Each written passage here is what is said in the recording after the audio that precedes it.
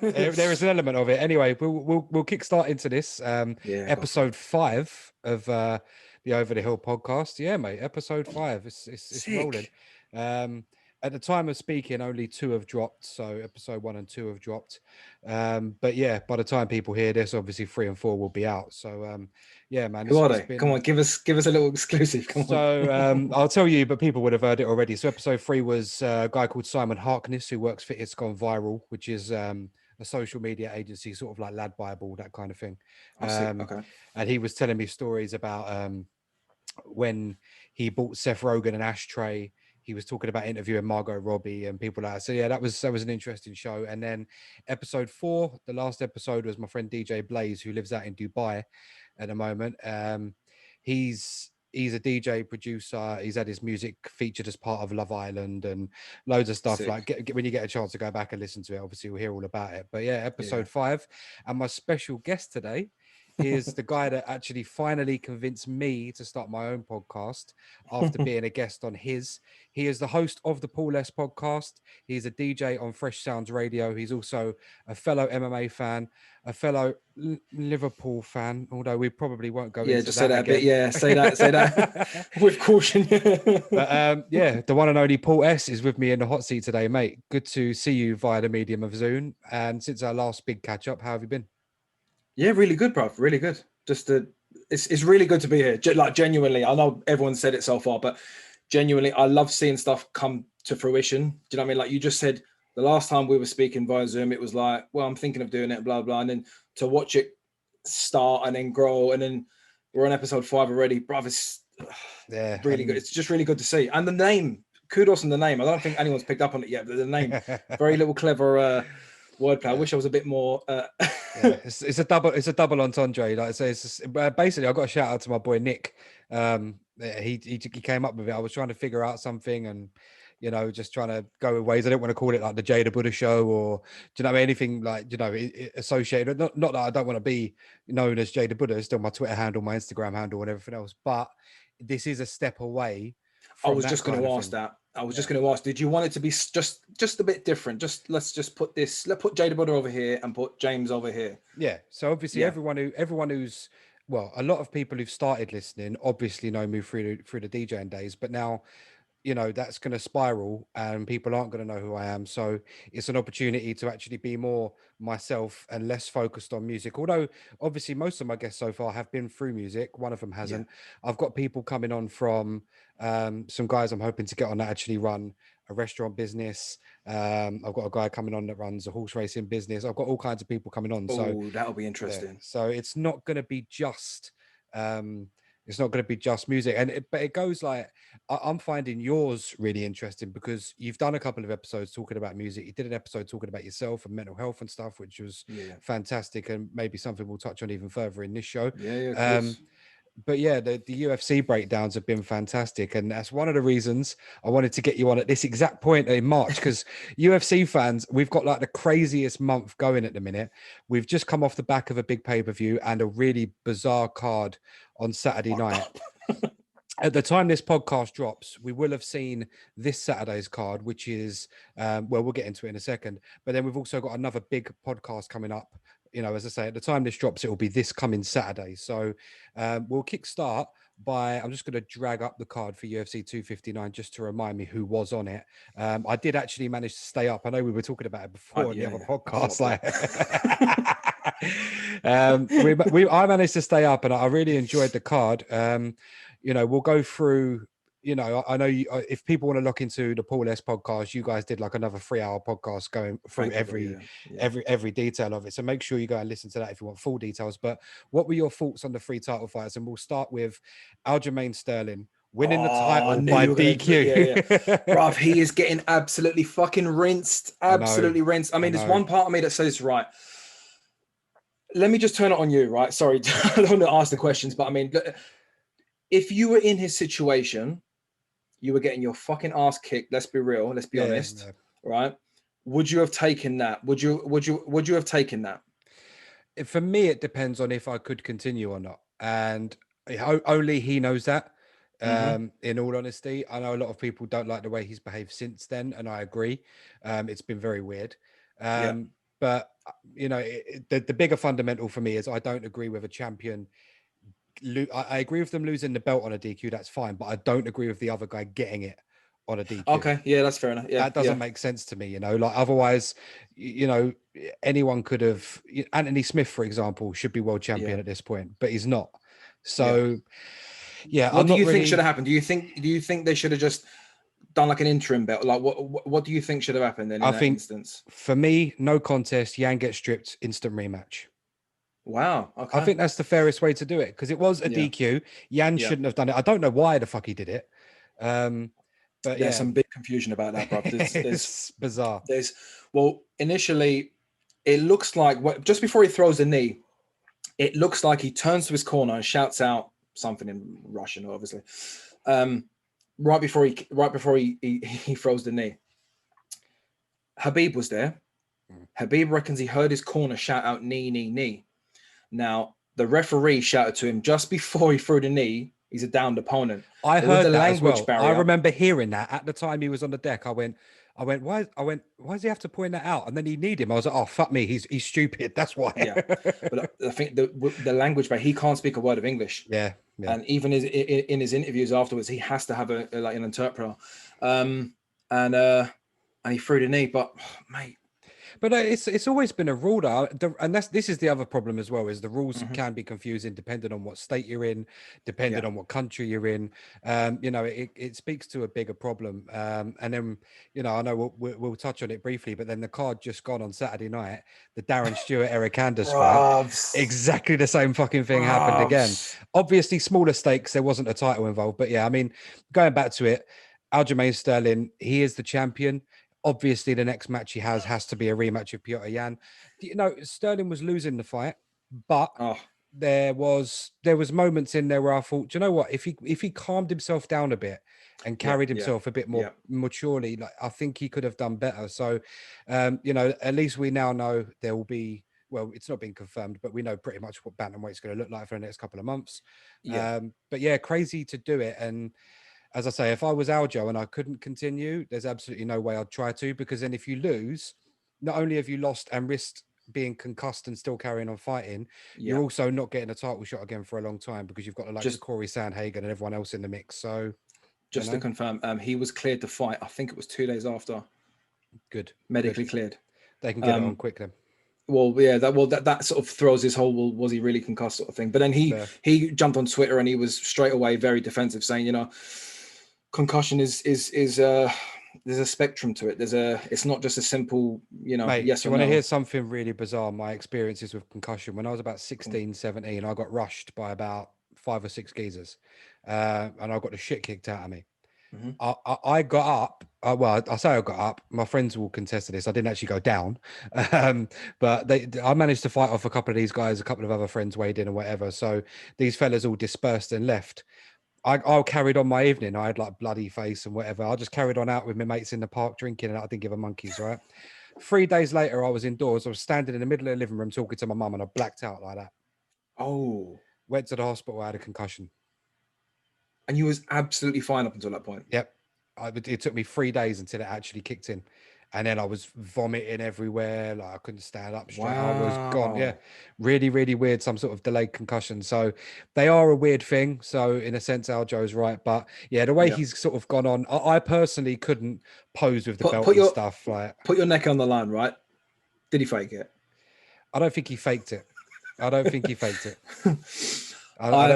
If I'm honest, I think he did. I think he kind of fucked up in his post-match interview as well, saying that he was well aware he was losing the fight and all this sort of stuff. And I just didn't believe there's something about it. He was ahead on one of the scorecards, though. Do you know that he was actually ahead on one of the scorecards?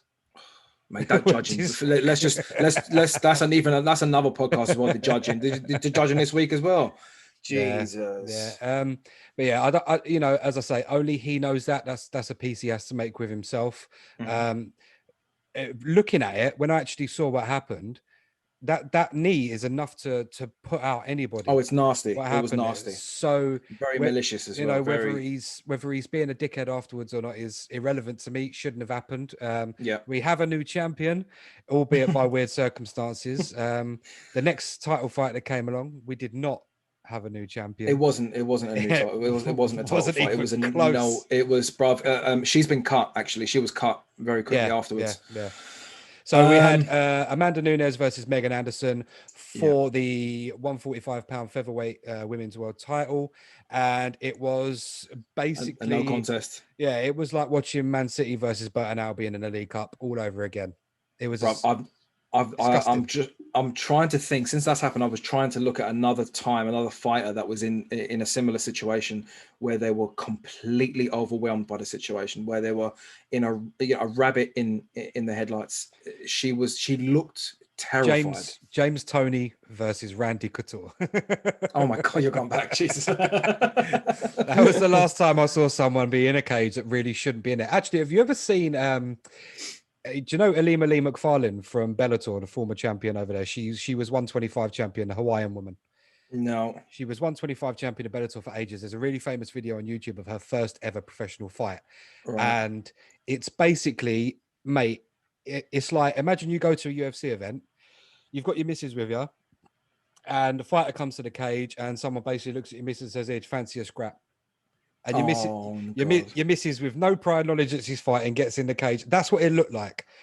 Apparently the woman trained at a gym, but I mean, she was literally standing there like looking like a soccer mum, like she's just done the school run, you know, like barely looked like she should never have been in the cage with her. And that's the only time I've ever seen a fight as one-sided as that in the women's division. It was Megan, she threw one kick. Yep. And Amanda, she even caught that. She even caught that and done a takedown. Like it was shocking. Not shocking. I don't even know what the word is. Joe Rogan was right. It was a no. Non-event. It was a no. Yeah, non-event. It was just. I felt sorry for her. I don't think they should have cut her straight away. I think maybe just go back to the drawing board. But I mean, the UFC. We were talking about it last week. The UFC. It's been cutthroat recently with. Yeah. With the cuts. Yeah, man. And I mean, they've had to do it, I suppose, because they've definitely lost. Although they've been the only sport that maintained through last year, and you know they are doing good numbers and stuff. The revenue that they make from events, a couple of $1 million a week. You can't sustain keeping the company open. I mean, if fans don't go back to football soon, football teams are going to be fucked. There's only a certain amount of time you can keep going on just television money, so you need that extra revenue. Well, was it today or yesterday Dana White announced that 261 is going to be in front of a live 15,000, I think it was. I was gonna get into that. Sorry, I'm going ahead, Jay. No, but you're absolutely right. It's a little bit I'm just gonna Florida, innit? Yeah, they don't give a shit. Mate, Florida's wild. It's no surprise that the majority of Florida got COVID, and they had like the highest COVID death toll like on the entire fucking planet for an area of that size. Yeah. But yeah, we'll talk about it after we've done 260, I suppose. But yeah, So yeah, we had the co-main event, which was Amanda Nunez just demoralizing and demolishing Megan Anderson for the featherweight championship. I mean, who knows what happens with that title now? Nunez is the undisputed GOAT. There's no one that comes remotely close. Shevchenko's in with a shout if she was to move back up to 135 and beat Amanda. I do think that their second fight especially was too close to call. So, Shevchenko's down there kind of beating cans at the moment at 125. She's got a fight coming up against Andrade, which I believe is actually on that Florida card. So that will be interesting. And she's got wins over a lot of bantamweights, and she's also got a win over Jacek as well, several wins over Joanna Jacek as well. So, there's an argument for Shevchenko to be the GOAT, but right now it's Amanda. It is quite a wonderful thing to see. And also, she was really sweet about it with Megan and stuff afterwards. So you can't. It was lovely to see. It was lovely to see. Yeah, the little kid. Well, she's a superstar, isn't she, Amanda? Really, like even the embedded series. Excuse me. Even the embedded series and all that. It was very family focused and sort of. It was genuinely nice to see, to be fair. I did see a meme. Did you see when she took the baby over to meet Megan, and Megan was like playing with the baby, and it was a picture of that, and then it said on there, "Come and look at this motherfucker I just knocked out." In the same round. Brahms. But the Aljamain ones, I think, bro, he's getting rinsed. Yeah, he is. It's so bad. It's going to happen, but at the same time, it's like I was talking to BQ about, I'm trying to steer away from actually sharing the memes and stuff because it's like some of it can just be so damaging, man, to people's long-term mindset and stuff. But talking of memes, a guy who has kind of been a living meme for a very long time, Israel Adesanya stepped up on Saturday night or last Saturday night to fight Jan Blachowicz, champion versus champion. Izzy trying to become double champ. The fight kind of went how I saw it going. What were your thoughts? Bro, we mentioned the judging earlier on. Was any of them rounds a 10-8? No. The judging was disgraceful with that. And I actually had Izzy to win that. Okay. I had him down to win. I thought he'd do it. I actually had Aljamain down to win as well, but not like that, obviously. But I just thought he'd be in the early rounds. I thought he'd be able to suffocate him, but that didn't happen. But I had Izzy down to win. I just thought his speed, he's so quick, and even, bruv, the feints. Yeah, Jan went for them every single time. He's so quick, and when someone's that quick, you can't help but react. You have to react because if you don't, bruv, you're getting jabbed. Your face is getting jabbed off. It was a bit stalemate at times, but again, it's Izzy. Neither wanted to make a mistake. Let's be real. Yeah, it showed a couple. Yeah, it showed a couple of things to me in that fight. What it showed to me was Izzy can hang at light heavyweight. It showed to me also I know everyone got hyped up because he tried to triangle Gastelum when they fought and stuff in their fight and blah blah blah. But it did show that Izzy's pretty useless off his back with a light heavyweight on top of him. He had no answers for him. Yeah, but it also showed that Jan's no mug. He was reacting to the feints, but he never looked hurt. Izzy hit him with some good shots, and he evaded Jan for a lot of the fight. But Jan, used his fight IQ and made sure to time the takedowns perfectly and in exactly the right rounds. And for me, got the win. And onward moves the legacy of the famous Polish power. What happens with Izzy next, do you think? Because he's obviously going to have to go back down to middleweight. He has said straight away he's gone back down to 185. Yeah. Do you know what I am gutted mostly about that is the whole John Jones thing, and I think John Jones now. Am I right in saying that it's going to be John Jones and Stipe there? Oh, Stipe. Jan, sorry. I'm not sure. I think Jones sticks around. I don't think Jones ever comes back down to light heavyweight, personally. You don't? I don't think. You think he was only going to come down for Izzy?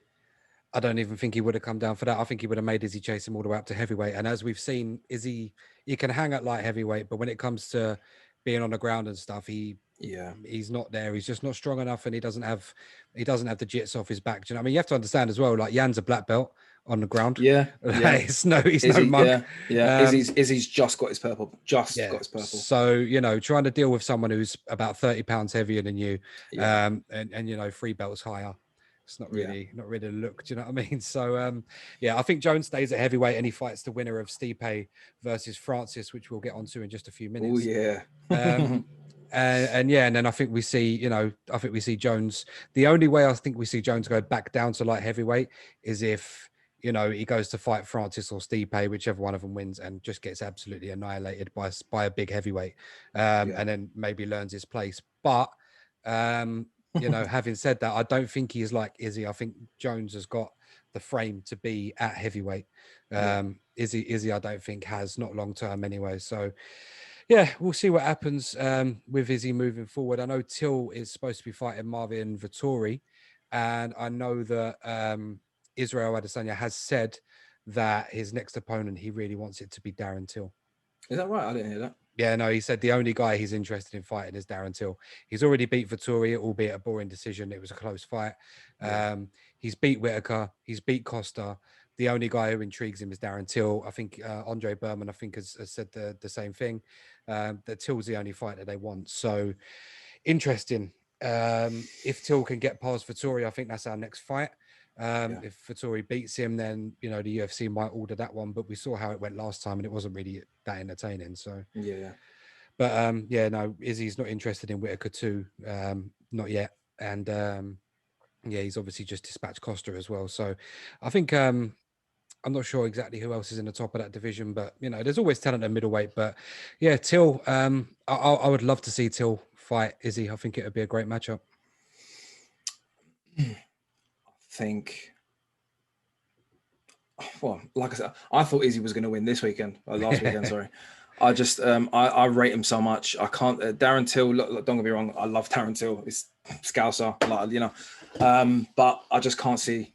I can't see part. Well, I say that, but I couldn't see past an Izzy win last week. But you know, I just think stylistically, he's just horrible to go up against, man. He's so quick. He's ridiculously quick. Yeah, but I think he realizes that Darren's so used to the kickboxing element of stuff as well. I think, you know, it's it would be sort of like when Darren Till fought Wonderboy. You know, it would be a bit of a chess match, and someone would explode at some point. So I hope it happens, because I'd love to see Darren Till actually win a world title. You know, obviously he lost in his first attempt quite badly, so I'd love to see him redeem himself. You know, for the Reds, for the country. Wonderboy's been piping up, actually. Yeah, no one really wants to fight Wonderboy, and I don't blame him, because he is dangerous. And you know, welterweight's just a weird division at the minute, and you know, we'll get onto that actually right now, because as we speak, we've just witnessed quite a bizarre card.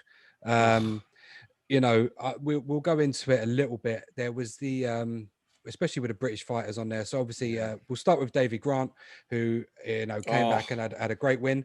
Wonderful to see Davey back on the win sheet, and you know, hopefully such a clean knockout, man. Yeah, clean. Hopefully he can make something of it. And he's been around such a long time now, and he's had such bad luck with injuries and stuff. Hopefully, hopefully he can make a move. Eric Anders versus Darren Stewart. Now, on the Paul S podcast, you and Martin, you guys were talking about Darren Stewart. He trained with him, yeah. I love Darren Stewart. I've always thought he's great. I've always thought he's had real potential. And yeah, he got hit with an illegal knee by Eric Anders. Again, you know, I don't know why. No reason for it. You was winning the fight. Yeah. I mean, again, you can argue that probably should have been stopped, to be fair. Yeah. I think he took one or two punches too much when he was in turtle position. Yeah. I probably would have stopped it there, but he did get back to his feet, and he sort of, you know, was sort of half up, and then that's when he Anders grabbed the back, and then the rules there are a little bit weird. It's you know, we can all laugh at, you know, the likes of some of Herb Dean's mishaps as of late and stuff, but a lot of these refs have got a really tough job. But I do feel that when something like that happens, where a knee hits a downed opponent, I don't want to see this do you want to continue thing, because 9 out of 10 fighters that aren't Aljamain Sterling are going to want to continue. Do you know what I mean? We saw it with Anthony Smith. At the end of the day, you know, it happened in the Poirier Alvarez fight. Poirier was completely fucked up from it. You're not allowed to have down knees for a reason. The power you can generate from that height is terrifying. Like, it's way more than getting hit with a head kick or a body kick or something like that. Like, you know, people, you could kick like from that position, you know, like with regards to soccer kicks and things like that are allowed or used to be allowed in Pride and stuff. Like, the power you can put into a soccer kick will put a rugby ball from one end of the stadium to the other. You couldn't do that with a spinning back kick. Do you know what I mean? That's the difference in power that we're talking about. So I appreciate that MMA is a dangerous sport, and it's close to anything goes. There are rules, but it's close to anything goes. But yeah, downed opponents, you can't knee them or kick them for a reason, unless it's to the body, which I think is. I love when you see, you know, I think Brock Lesnar used to do it a fair bit, get the knee into the gut and stuff when they're on the ground, and that's all fair game. You know, that's absolutely fine, because it's not someone's head. But yeah, I don't understand why Anders did it. No, I just think the referee in that position, the referee has to just call it and say, no, I'm not letting you get up and carry on. It's dangerous. Rematch. That's it. Like, because what happens if someone gets up and says, no, I'm fine. And well, he did, didn't he? Stewart did. He actually did get up. He went, no, I want to continue. And then he sort of staggered towards him, and he was like, nah. No, sorry, mate. And that's all right. That's the right way. That's the right call. But I mean, going back to that Aljo fight, I mean, the ref was like, "Oh, do I stop it? Don't I stop it? No, stop it. You just stop it." It's hard because there's so much on the line. There's a championship on the line, and the doctor is kind of it's one of them ones where you're damned if you do and damned if you don't. Well, the reality is in the Aljo situation for me is Jan broke the rules. He's disqualified. He's stripped anyway. What matters now is the safety of the fighter. So whether Yeah. Aljo wants to continue or doesn't, and that's why I say that in title fights, I don't think the person who's had the foul committed to them gets the title. I don't think you should win a title like that. I do, however, think you should win the fight like that. Do you see what I mean? There's a difference. Yeah, so, of course, and then you get the instant rematch. So that's where I stand with it. But yeah, Eric Anders hits Darren Stewart with an illegal knee, and the fight is ruled a no contest. 4 minutes 37 into round number 1. 20 more seconds, man. Yeah, it's fucked, isn't it? Such a shame. Dan Ige with one of the knockouts, one of the knockouts of the year so far, knocked out Gavin Tucker, and Ryan Spann, who's looking quite tasty.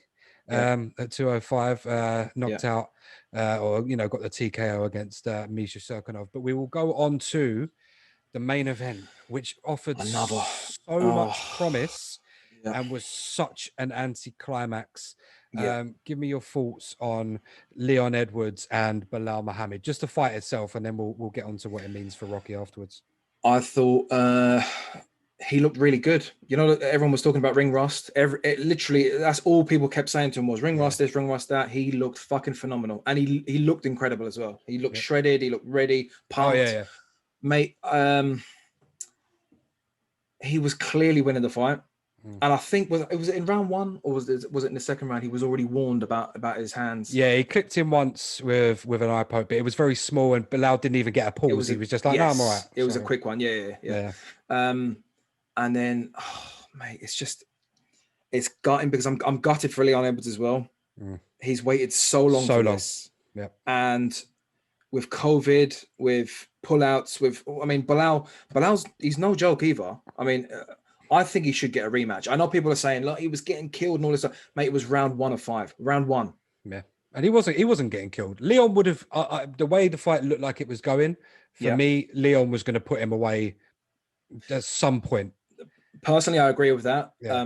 But it just would have been good, especially for Leon as well. He's just been told as well, your next fight will be a title shot. You've just been told that, and I'm gutted for him. Now we know as of last night, at the time of recording, that Jorge Masvidal is getting a rematch for the title and not Leon Edwards. But again, we'll move on to that properly towards the end of the MMA section that we're doing here. But for me, I'm the same as you, mate. I was really disappointed for Leon. I think the only place he goes now is to give Bilal the rematch. Bilal stepped up for him. I think it's that's exactly what I said. Yeah. I said, like, he jumped in for you. I think you need to do the same for him as well. But it looks fucking horrendous. What's your thoughts on the gloves, by the way? Because I'm going to talk to Martin, and I've got another person on as well. So there's going to be 4 of us now on the breakdowns. You're welcome to jump in as well, bro. The more the merrier. But I'm going to talk about these gloves because we've already mentioned them, mate. I've only been doing this podcast in January, and we've already brought it up once. Now we're bringing it up again. What's your thoughts on the gloves? Do you think? Martin's stance was, they are the pinnacle of UFC. They are the glove. And I think the UFC's stance will be, they are everything that the UFC, represents. They are the UFC. Yeah, they are the UFC. Part of the brand. It is part of the brand. I think it's difficult because, and I think Martin might have alluded to it, or I've definitely heard other people allude to this. It does make the jiu-jitsu aspect a lot more difficult, which for me gives some fighters an unfair advantage over others. So there's a negative to it. There has been, I do think we did see a fair few more regular eye pokes before referees kind of made it a rule that you either have your hands up like this or closed. I do think it needs to be hammered home more about closed fist. I think we do need to start docking points for fighters. John Jones used to very famously have his hands up. DC used to do it all the time, and then DC's final fight, he's the one that came on the sticky end of an eye poke himself. So DC always used to defend with his fingers out like this, so I know Rogan's always talked about the having like some sort of something over the fingers, maybe it might be possible, even if it's just like a thin piece of leather, and then maybe you would still be able to use that to grapple with. It's something worth looking at. But yeah, it's it's a difficult one, and I can't remember if it was someone on your podcast or another podcast was saying it about they actually put on a UFC glove that was brand new, and they're actually quite curved anyway. So it is actually fairly difficult to open your hands. So I don't know where the answer lies. I do feel really bad for Bilal. He looked in so much pain. Mate, he was crying. He was and he's crying, a man. tough motherfucker as well, you know. And Leon didn't look like he was fairly comfortable with the fact it had just happened as well. Your stomach could be going, and Bisping being on commentary for a moment like that. I didn't even think of Bisping. when it comes to not necessarily eye pokes, but eye injuries, you could hear in Bisping's voice. He was like, I know a thing or two about this. So yeah, I mean, Bisping's was caused, I think, by I've got a good glass eye, doctor. No, that's sad. It's another interesting one as well. Mike Winklejohn from Jackson Wink. He one of the reasons he wears goggles when he's training now is because he was training someone, I can't remember who it was, but they threw a kick and the toenail actually sliced him across his eye. Oh, and my God. Loads of shit started coming out of his eyeball and stuff. So that's why he now wears goggles. So that's one of the reasons that they make sure the fighters have got really clipped nails and stuff like that in this down. But it's because of the eyes. So, brother, it's very like I do dangerous, man. Jiu-jitsu, innit? And brother, like I've been on the wrong end of, you know, people with long toenails and long bloody. It's an issue. And even for you, like I shoot in quite a lot, so. My toenail was like, one of them was, you know, a little bit longer than like what it should have been, and I'm shooting in for a takedown, but I nearly broke my toe because my big toe got stuck on the mat. Caught on the mat, yeah. And then it rolled forward, and when I'm shooting in, I'm putting pretty much all of my weight on that foot. Say goodbye to your toe knuckles, mate. Well, for the next, I think it was for the next 6 weeks, I had to tape my toe up every time I rolled, just because. And I'd stop. I had to stop shooting in. I'd just keep pulling guard like a fucking pussy. But you know, that's another story. Don't ever say that in front of a Brazilian. They'll probably tell you that pulling guard is the greatest thing you could ever possibly do. That's what you get from them. But I think Leon Edwards has got to give Bilal a rematch. There's no other fight out there for him. Covington's not going to fight him for whatever reason. Wonder Boy was talking about it, but he was very vocal. He said, you know, you can't, and I agree to him. I agree with him. I don't think you can class that as a win. I mean, he was the better fighter, and let's be honest, I think he would have finished him pretty quickly. But I mean, Bilal with a full fight camp, you know, it might be very different second time round. He knows what to expect now. You know, I think he might be. I'm just trying to pull up the UFC welterweight rankings, just to have a look at who else is out there that Leon could possibly fight. I mean, no one wants to fight, and that's the problem. Yeah, and that has been a problem the whole time. I know Hamzat or Chimaev, however you say his name. You guys have nailed it on your podcast. You seem to be fluent in Dagestani. But yeah, just looking at the division there. I mean, you've got Gilbert Burns. Yeah, I think Gilbert Burns versus Colby Covington's fight of the year potential. Oh, that's a good one. That's the fight to make, as far as I'm concerned. Wonder Boy could, for me, I think the fight for Wonder Boy would be a Michael Chiesa.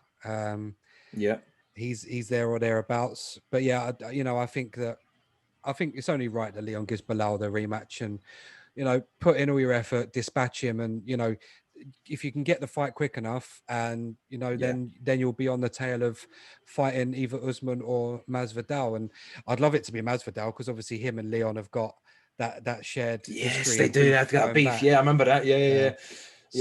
So we'll see. As this podcast is about to drop, it is going to drop just before UFC 260, but there is a card this weekend, and we'll do some predictions here for the three main fights and see what happens.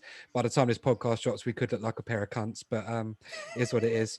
Taito Ivasa is on the card. He's a third fight from the top against Dontel Mayers, who I don't really know a lot about. Taito Ivasa recently came back with a win against, he knocked out Stefan Struve after a 3-fight losing streak. That's right. Yeah, and he's back. He's 11-3 as well. He's not a mug. No. And he won every fight, and then he just lost those 3 in a row. But to be fair, I think it was like, was it Arlovsky, Dos Santos, someone else as well that I think he lost to. So, it's not. Just have a look here to confirm that. No, sorry, it was Spivak, Ivanov. Ivanov's a beast. And yeah, Junior Dos Santos he lost to. So, he is up there swimming with sharks in a minute. But yeah, he's back this week against this Dontel Mayers fella who I don't really know a lot about. I'm predicting Taito Ivasa with a shoey. How about you? Shoey, yeah. I'm going to say the same. Actually, I'm going to say the same. I think, it's going to be tied to Ivasa. Yeah, I think so. We've also got Gregor Gillespie makes his return after Brad. Against Brad Riddell. And Gregor, obviously, he was on such a tear, and then he lost that fight to Kevin Lee. And now this is his first fight back after that. So where do you see this one going? Because he's up against someone else who's also only lost one fight. So and he's on a free fight win streak as well. It'll be hard to bet against Brad Riddell if I'm a betting man, which I'm not really, because Brad comes on the podcast and he bets and he's like crying every week. Especially this year, because it's just been fucked. A lot of the cards have just been really, really fucked, especially the last week, mate. But it'll be hard to bet against Brad Riddell, I think. Not for me. I'm going to go Gregor Gillespie. Okay. I just see he's going to come back with a point to prove. I think he's had the better opponents as well. I think he can get the job done. So yeah, that's at lightweight. Mate, the tail of the tape is that they're pretty similar. Apart from an age gap, they're pretty. There's 5-year age gap, but apart from that, they're pretty much exactly bang on. Virtually identical. And obviously in the main event, we've got the 2020 Fighter of the Year or Breakout Fighter of the Year, Kevin motherfucking Holland, coming up against someone who's almost a gatekeeper in the middleweight division, Derek Brunson. Kevin Holland, obviously, his last fight against Jacare really kind of showed the level that he's at. Derek Brunson, his recent fights, he's on a 3-fight win streak. He beat Elias Theodoru, Ian Heinisch, and Edmund Sharbazian, who I did not expect him to beat. Derek Brunson still doing the damn thing. But Kevin Holland on a tear. Where are we going with this one? I can't. Kevin Holland, bruv. Yeah. Come on. Yeah. Like you said, he's a gate. Like Brunson, he's a gatekeeper. Was he 37 now? Something like that. It's sad to see all these fighters. Like Overeem. Sorry, Alistair Overeem gone. Junior Dos Santos gone. All these, they're all going to be lost to Bellator, and I think he's going to be one of the other ones as well. Especially with how ruthless the UFC are being. They really are. Yeah. It's a shame. Yeah. He's one of them guys that I don't dislike him. I don't particularly like anything about him either. I felt he was robbed when he fought Anderson Silva. That is one thing I will always say about Derek Brunson. I felt he won that fight, quite comfortably won that fight as well, in my opinion. I watched it twice and I just thought, I don't see how they gave Silva that decision. But yeah, anyway, I think Kevin Holland gets it done and continues his momentum. But by the time this drops, we could both be wrong about a lot of things. There's going to be illegal soccer kicks, and I don't know what's going to happen. Someone's going to get disqualified for bringing a cat to the ring. Someone's going to get the people's elbow. I don't know what's going to happen, mate. Mate. But what we will get onto is the big one that's coming. As I say, as this drops, it's coming Saturday on the 27th of March at the UFC Apex in Nevada. UFC 260, headlined by what is being tagged as the undisputed biggest, undeniable baddest rematch, according to the UFC poster anyway. Stipe Miocic versus Francis Ngannou in the main event, but the main card includes a couple of absolutely wonderful undercard matches. Sean O'Malley makes his return against Thomas Almeida. Sugar Sean, I can't wait to see that. Yeah, Thomas Almeida is a dangerous motherfucker, but Sean O'Malley will be looking to right the wrongs that happened in his last fight against Chico Vera. So, we're going to be looking at maybe Sugar Sean looking to put on a clinic here, but he is going to have to be wary of Thomas Almeida. How do you see this one going? I'm hoping for it. I'm a Sean O'Malley fan. Everyone, we have to. I think he was just a bit like McGregor. I think he just maybe got a bit too comfortable. Shall we say? I'm worried. I'm worried about the injuries though, the leg injuries. He Okay. seems to have a problem there because you remember he in his I think it was his debut UFC fight, proper UFC fight. He seemed to have that really bad foot injury towards the end of the fight, and then he was injured again against Vera. So yeah, I'm watching that with an eager eye to see what happens with him. And but yeah, he's got all the talent in the world to go and all the likability in the world to be a fucking superstar. He just needs to overcome a man who has got some serious venom in his fists, boy. Thomas Almeida can seriously bang. Although, just looking at his record now, he is on a 3-fight losing streaks. So it should really and truthfully, I think we'll see a clinic from Sean O'Malley. It's just on paper it should be, but again, mate, anything can happen now. Just looking at Almeida's record now, he's lost to Jonathan Martinez, Rob Font, and Jimmy Rivera. Back when Jimmy Rivera was on his tear. But up until that, he'd only had one loss, and that was against Cody Garbrandt, and that was when Cody had the absolute year of his life in 2016, the year he won the title. He came from unranked to champion in like 11 months, which was fucking insane. Did you hear his recent podcast on Rogan? I haven't. No, I haven't. Such a nice guy, man. He caught COVID really, really bad. Yeah, I heard he was really, really sick from COVID. Fucked. He was pissing blood and everything. He was. I think because he was overtraining, which I think obviously it puts another strain on your immune system. So he got it really, really bad. So he started cycling. I think he said he got into cycling, and he would cycle 100 miles. Fucking hell. Just to keep his cardio, because like you said the last time we spoke about the long COVID, it can really fuck your lungs, and obviously it's bad. It's really bad. Hopefully, UFC fighter, hopefully he fully recovers, man. Because the other thing as well is like a lot of people have said, and I think you guys alluded to it on your show with Kimaev. He just went out and tried to out train his COVID, and it's just like, mate, you will do yourself so much damage if you don't rest and relax. I know people that have had COVID, and they thought they were okay. Went and tried to go back to work after, the quarantine time that you're supposed to stay at home, tried to do too much and ended up being even worse, than they were originally. So yeah, hopefully Cody gets back to his base. I love watching Cody fight. I know he's had some bad losses. But I often will go and pull up the UFC card where he fought Dominic Cruz and just watch that. It was just a masterful performance. And I think a couple more seconds in the opening round of his first fight with TJ, and Cody was winning that fight because he put TJ out bad. And all credit to TJ, the fucking snaky little cheating bastard, managed to get it together in between rounds and obviously beat Cody in the second purely on timing. I think because he knew Cody so well, knew what he was throwing. He just managed, when you watch the flurry of punches between the two of them, TJ he was a bit smarter. And Cody's biggest problem is fighting with his heart and not his brain. So he actually admitted that himself. He said, I get way too emotional, especially with TJ. You're going to, there's some bad blood there, man. Really, really bad blood. Time. So you're gonna get into that. But yeah, I think he's floating around at 125, maybe back at 135 at some point. But yeah, 135. We do have Sean O'Malley versus Thomas Almeida.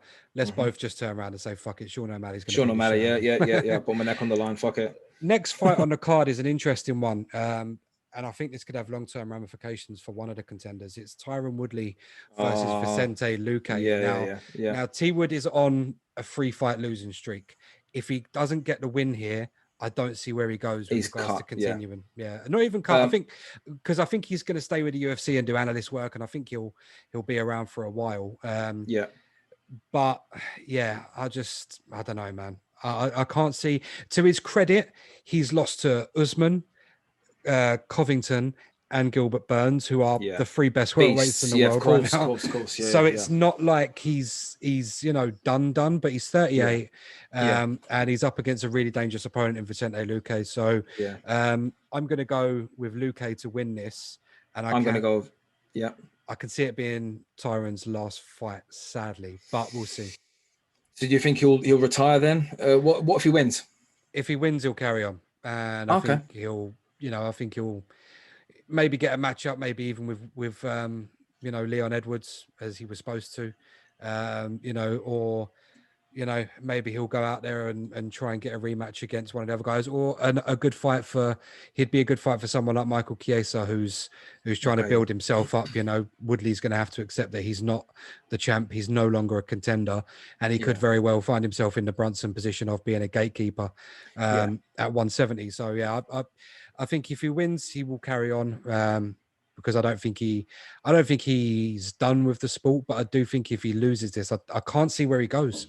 I can't see where he goes. Yeah, and to be honest, I can't see him winning this. If I'm just totally honest, I can't see it either. No. So yeah, so we're going with Luke, yeah. Yeah, I think so. Let's hope we don't have egg on our face. And you know, I will say it's no disrespect to Tyron Woodley. I know quite a few people don't like him, but I think he was a great champion. And he's people don't like him because you know he supported certain political things and stuff. But I rate him. I like him. I like that he's outspoken. You know, speaks his mind and stuff. And I've got no ill will towards Tyron Woodley. There's some people who I can't stand, which brings me on to the co-main event of the evening. I can't stand Alexander Volkanovski. No, I can. I fucking hate him. I'm so like not on a personal level, but just as a fighter, him walking around with that belt to me is almost as disrespectful as Aljamain Sterling walking around with that fucking belt. Because he didn't beat Holloway. He didn't beat Holloway in the first fight, and he definitely didn't fucking beat him in the second fight. So I hope Brian Ortega, who I've been a fan of for the longest imaginable time, I hope Brian Ortega chokes him unconscious, mate. That is what I'm hoping for. And fuck it. That's my prediction. Where are you going with it? What you reckon he's going to, submission? Yep, Brian Ortega. Guillotine. Oh, wow. I'll take that. Yeah, Volkanovski. I mean, Alexander the Great, look. The only thing I like about him is when you look at the pictures of him from his rugby days, and he was just like the fattest geezer. He was like big. He was like bigger than me, and he's shorter than me. And then like he now weighs in at 140. He probably walks around at 170, but even that's like quite remarkable, you know. So yeah, you're 5'6", 145 pounds. Yeah, 5'6", you know. Jesus Christ. Yeah, but yeah, I'm going to say Brian Ortega. I think everyone's going to be going for Brian Ortega. I mean, Volkanovski's not liked anyway. No. I mean, to be fair, Leon Edwards isn't very liked either. He really isn't. I just think that they're not company men. Not well. No. I wouldn't even say that. They're not poster boys. Yep. Leon Edwards doesn't speak very well. Got that Birmingham accent. He doesn't. He's quite shit anyway, right? Apologies to anyone from Birmingham. Have you ever seen that meme of someone's like it's like a tub of ice cream that's grey and someone's scooping it out and it says, "What flavour is this?" And someone said Birmingham accent. Oh dear! It's like if you could see grey ice cream, what flavour is it? Birmingham accent. It doesn't make sense, but it makes sense. Right, I was when I was training. Are you all right from Brom? When I was training for my job, up in I stayed nearly 6 weeks up in Birmingham, and lived to tell the tale, mate. How am ya? How am ya? What? Why are you saying that for? Why are you speaking like this? We went out on a night out in Wolves, to be fair, and do you know what? It was banging. I don't remember much of it, but it was really good up there. Really, really good. Yeah, man. Nothing against anyone from Birmingham, but yeah, your accent is just horrendous to listen to. It's really bad. So yeah, we're going for Brian Ortega. I'm not a massive fan of Volkanovski, the way he's got the title, the way he kept the title. I still think Holloway's the GOAT of featherweight. He dismantled Brian Ortega, but I do want to see Brian Ortega fight him again purely for the fact that in Brian Ortega's last fight against a Korean zombie, he put on a striking masterclass, including striking defense and offense. So he obviously took a lot from the Holloway fight. And let's be honest as well, in the Holloway fight, toughest motherfucker I've ever seen. He took a beating from Max and just kept moving forward, didn't go down, kept marching forward. So we know he can take a shot. We now know he can strike with some of the best. And if Volkan obviously decides to shoot on Brian, it could be a really early night. And that's what I think will happen. I think Brian's going to light him up. And I think Alex is going to panic. And I think it's going to be shoot him. Yep, that'll be all she wrote. But that's kind of wishful thinking. But I'm really looking forward to that fight. On to the main one of my all-time favorite fighters is Stipe Miocic, so I am very biased, and I won't predict against him. You feel free to completely shit on my fandom. No, again, but yeah, again, Stipe Miocic versus the Predator, Francis Ngannou. And for those of you who listen to this podcast who don't know who Francis Ngannou is, just Google him, because he is the man that turned Alistair Overeem's head into a Pez dispenser with one shot. So he knocked out Jairzinho Rosenstruik. He's knocked out Curtis Blades. He had a really, really shit fight against Derek Lewis, and that's aside. But, the only other person to really be able to do anything to him has been Stipe Miocic. Yeah. And can lightning strike twice, or is it Francis's time? I'm going with Stipe because I love Stipe, but I'm willing to accept that all it takes is one shot. I'm going to go for Stipe as well. Although I'm rooting for Stipe, but I'd love to see Francis Ngannou win. His story is incredible as well. Yeah, have you heard his full story? Yeah, he's such a good guy, man. And to do what he done, getting out of Cameroon, going through Nigeria, Algeria, getting to Paris and training MMA. He wanted to be a boxer. Yeah. And to then train MMA in a country where it was fucking illegal to train MMA at the time and smash everyone. And then he went to America where he learned wrestling, because he hadn't wrestled at this point. He's still thinking about boxing when he went to America. Yeah. And just destroyed everyone. And yeah, like you said, mate, he's destroying everyone in the division. But Stipe is no mug, and I can't see Stipe losing this either. I really can't. Stipe is the GOAT at heavyweight, and if anyone can beat Ngannou twice, it is him. Ngannou versus Jones intrigues me. Stipe versus Jones intrigues me. So whatever happens with this fight, whoever they fight next, the reality is if Francis does win, Stipe should be given the rematch because they're 1-1 at that point. Do you think Jones? Who beats? So let's just say Ngannou wins and he gets a fight with Jones. Who wins? Jones. And Stipe? Jones. It is what it is, isn't it? I can't see past him. Picograms aside, I can't see anyone really beating Jones. It's sort of like the Khabib thing, and they're very different fighters, but it's like everyone always talks about GSP versus Khabib. Mate, GSP would get fucking battered by Khabib. He would now, I don't know about in his prime, but now he would, I don't even know, mate. Maybe in his prime. There's something about some fighters where I can't see him losing, Demetrius Johnson was like that for a while, but I could always see someone beating him. There was moments like, in the Tim Elliott fight, and there was close fights with Joey Benavidez and stuff where you could see like, this guy's beatable. John Jones, there's no holes in his game. There's a lot of holes in Francis's game, and there are some holes in Stipe's game as well. So Jones is just a complete mixed martial artist for me. Khabib, there's holes in Khabib's game, but it just doesn't matter when he does what he does. He just fucking animal. People, it's just an animal. He just suffocates you, man. It's a shame he won't come back. Yeah. Do you think he would?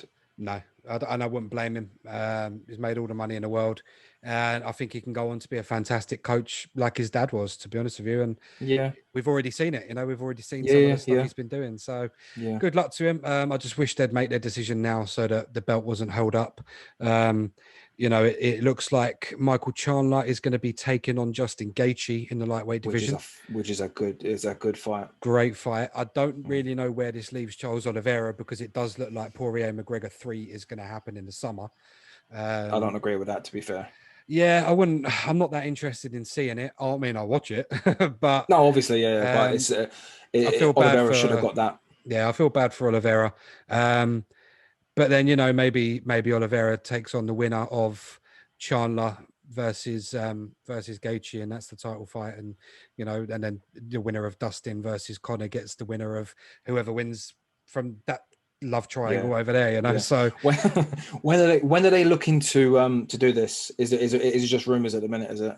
No, apparently the works are very, very serious. Chandler Gaethje looks to be the fight to make although they're not sure when.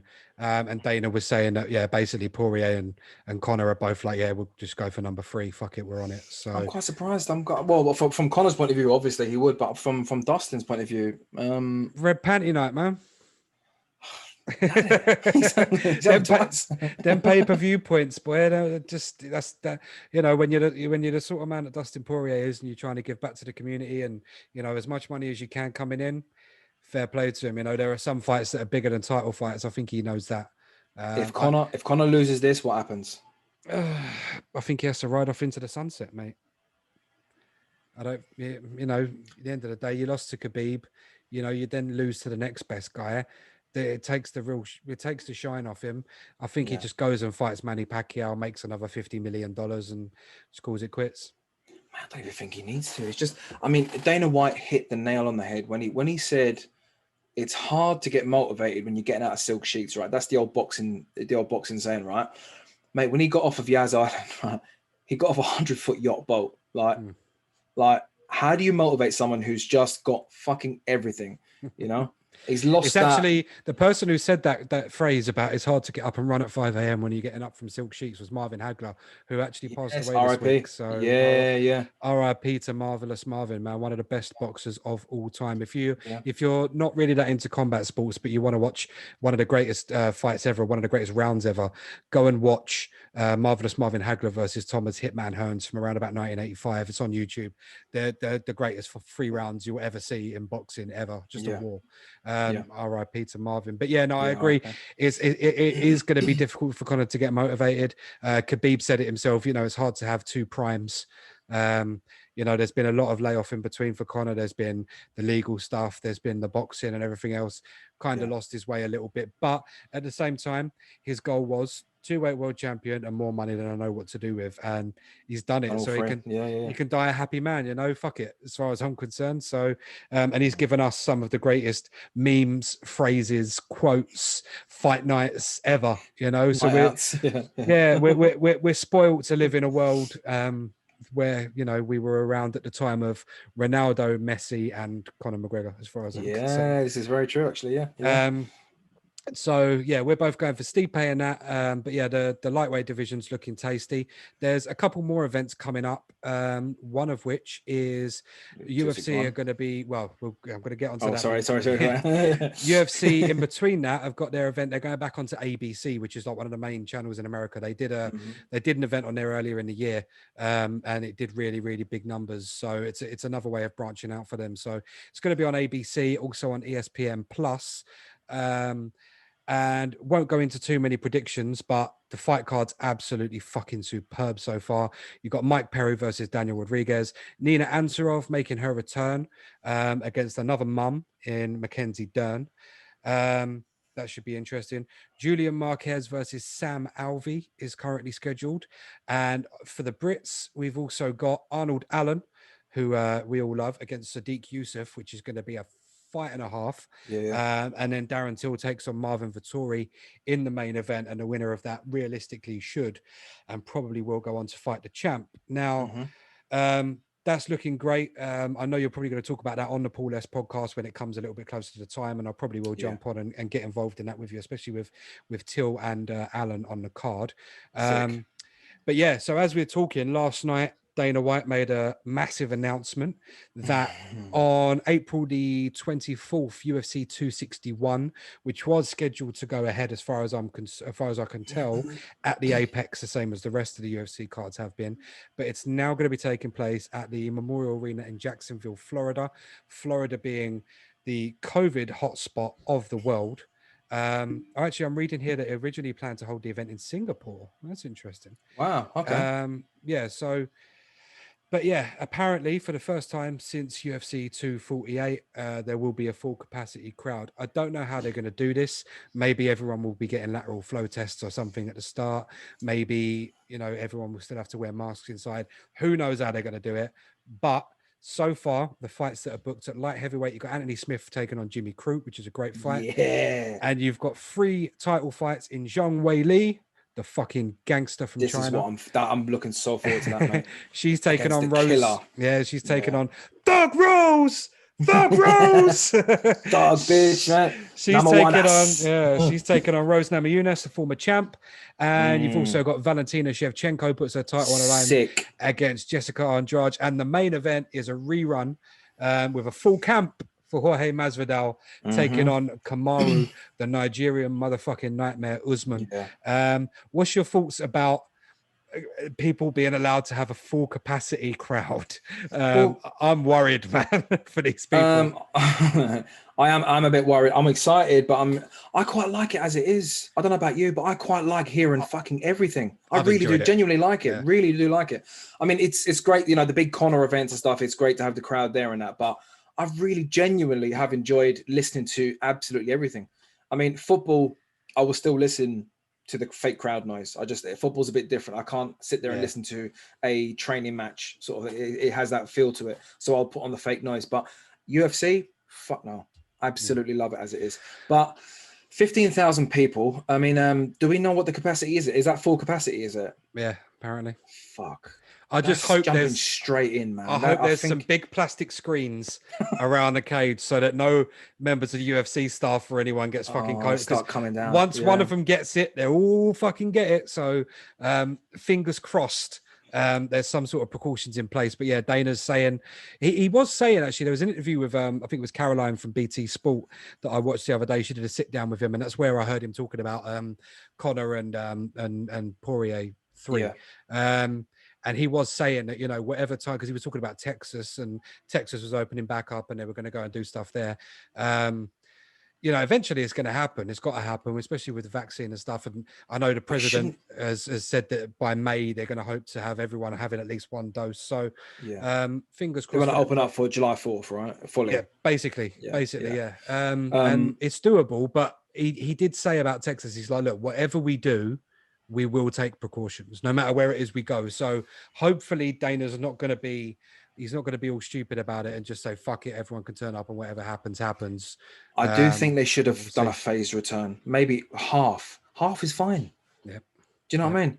They make the money from the pay-per-view. I mean, how much money realistically do the UFC make from the event? I mean, I know they charge extortionate amounts, but I mean, depends on who the card is. I mean, this card will probably make them 5 million through revenue, maybe. What just the gate, you mean? Yeah, possibly. It's also a question of merchandise and stuff that they sell at the event. But then if there's regulations and they want people to stay in their seat, they may only have beverage stands open. I don't, you know, you don't know. But I know that when we went to UFC 204 in Manchester, I mean, they're selling replica belts for 300 quid. You know, they're selling the t-shirts, they're selling this, they're selling that. So there's so much money that they make at these events. We'll see. I just hope. I mean, you know, they're doing the event regardless of how it's happening. Feels about of course. Florida's just crazy. Florida did just have the Super Bowl. That they only had 20,000 fans in a 60,000 capacity stadium. See, that's more realistic. That's more. WWE are actually doing WrestleMania in Florida a couple of weeks before UFC 261, but again, it's at the same stadium that the Super Bowl was at, and it's going to be socially distanced, and they're going to have pockets of fans around in you know, sections where they should be at a distance from each other. About 20,000 fans, from what I can tell, relatively safe. I am just worried about 15,000 Floridians piled in to a building in a state that's still got some of the highest COVID numbers in America. So I don't know. How quickly after the wrestling event is UFC? Did you say a couple of weeks, 2 weeks, 3 weeks? Yeah, I think WrestleMania's the 11th, the weekend of 10th, 11th, around then. So about 2 weeks then. Yeah, so I think it'll be 2.5, 3 weeks or something like that. So yeah, it'll be interesting to see. But yeah, I mean, you know, it's going to happen. Florida seems to be the place. I mean, I remember during the first lockdown in the States, Florida didn't do fuck all, and then all of a sudden they wondered why they all had COVID. So yeah, they they really got fucked over. Yeah, I would have liked to have seen a bit of a phased return, or half. I think half would have been fine, or you know, families together, or you know, people. I don't know. 7,000 fans in a 15,000 seat arena is plenty. 7,000 fans is plenty of fans. Of course, yeah. Bellator doesn't get that many. Do you know what I mean? Yeah. When you think about that, yeah. Yeah. And there's always still a great atmosphere. And, you know, Cage Warriors gets like 2,000 fans tops, and that's still a great atmosphere, you know? So there's ways of doing things. I mean, there was only a couple of thousand fans at McGregor Poirier too. And that was like, that sounded good, you know, it sounded buzzing in there. So, you know, and everyone knows that the first fans you get back at events, whether it be football, whether it be clubs, music festivals, the people who go, you know, they're going to be wild, man. So the atmosphere is going to be on point, even if it is half capacity. But yep, they're doing it. He says it's going to be full capacity. We'll see what happens. We'll see. I think it probably will happen. And look, I'm a bit gutted, to be fair. Like, it's not as intimate, or doesn't feel as intimate, but I am excited for the fans as well. It's going to be there, because they do make a big impact as well. You know, like when the big fights are on, you know, you hear the ole ole ole from the Conor fans, and that it makes a big difference, man. Makes a big difference. I think if Conor and Poirier fight again, I think that might be a factor. I do think it might be a factor for Conor. He said he enjoyed it. But I don't know, he seems like the sort of person that just thrives off, you know, very much like our beloved, terribly shit at the moment Liverpool. They thrive off of having fans there. Probably more than most other clubs do. Other clubs seem to, especially Man City, because they're so used to not having fans, and Arsenal and Tottenham because they're so used to having shit fans. So anyway, so yeah, that's April 24th for that card, and I'm sure on the Paul S podcast, I'm sure you'll be doing a breakdown of that before the event. And we'll be able to see what happens. So coming up next, just come on, it'd be a laugh. I will do. We'll have a couple of drinks. Coming up next, going to get into it. So yeah, that is that's our breakdown of what's going on in the MMA world. As I did mention, not much point talking about the Mighty Reds.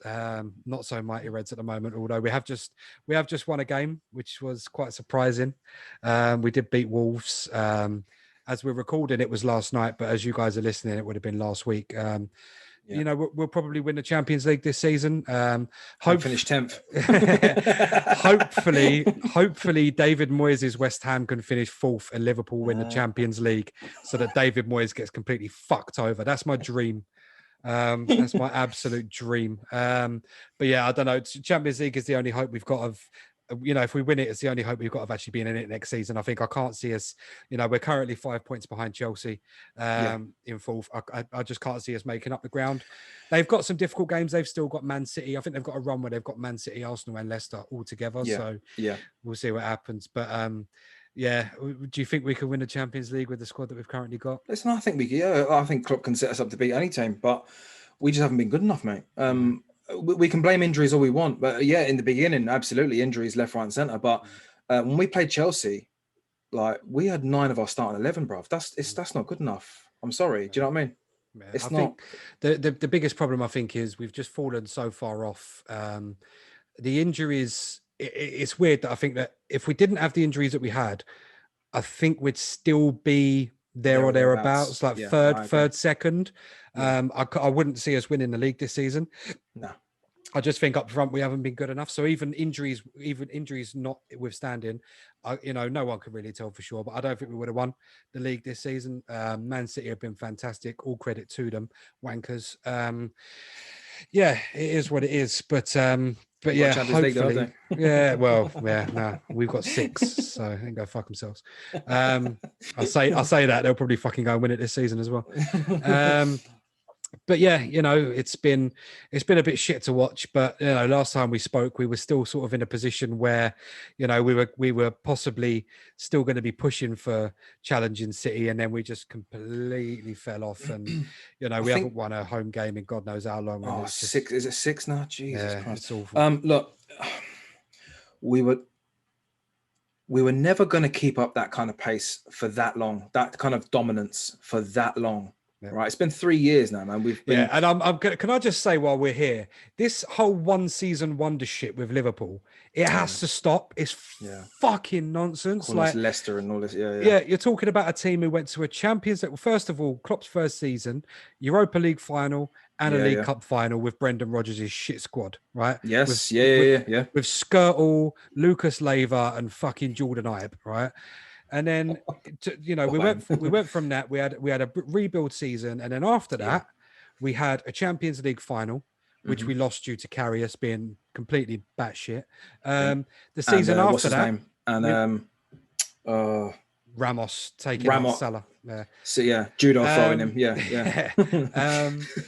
But then the season after that, we go to a Champions League final and score 97 points in the Premier League.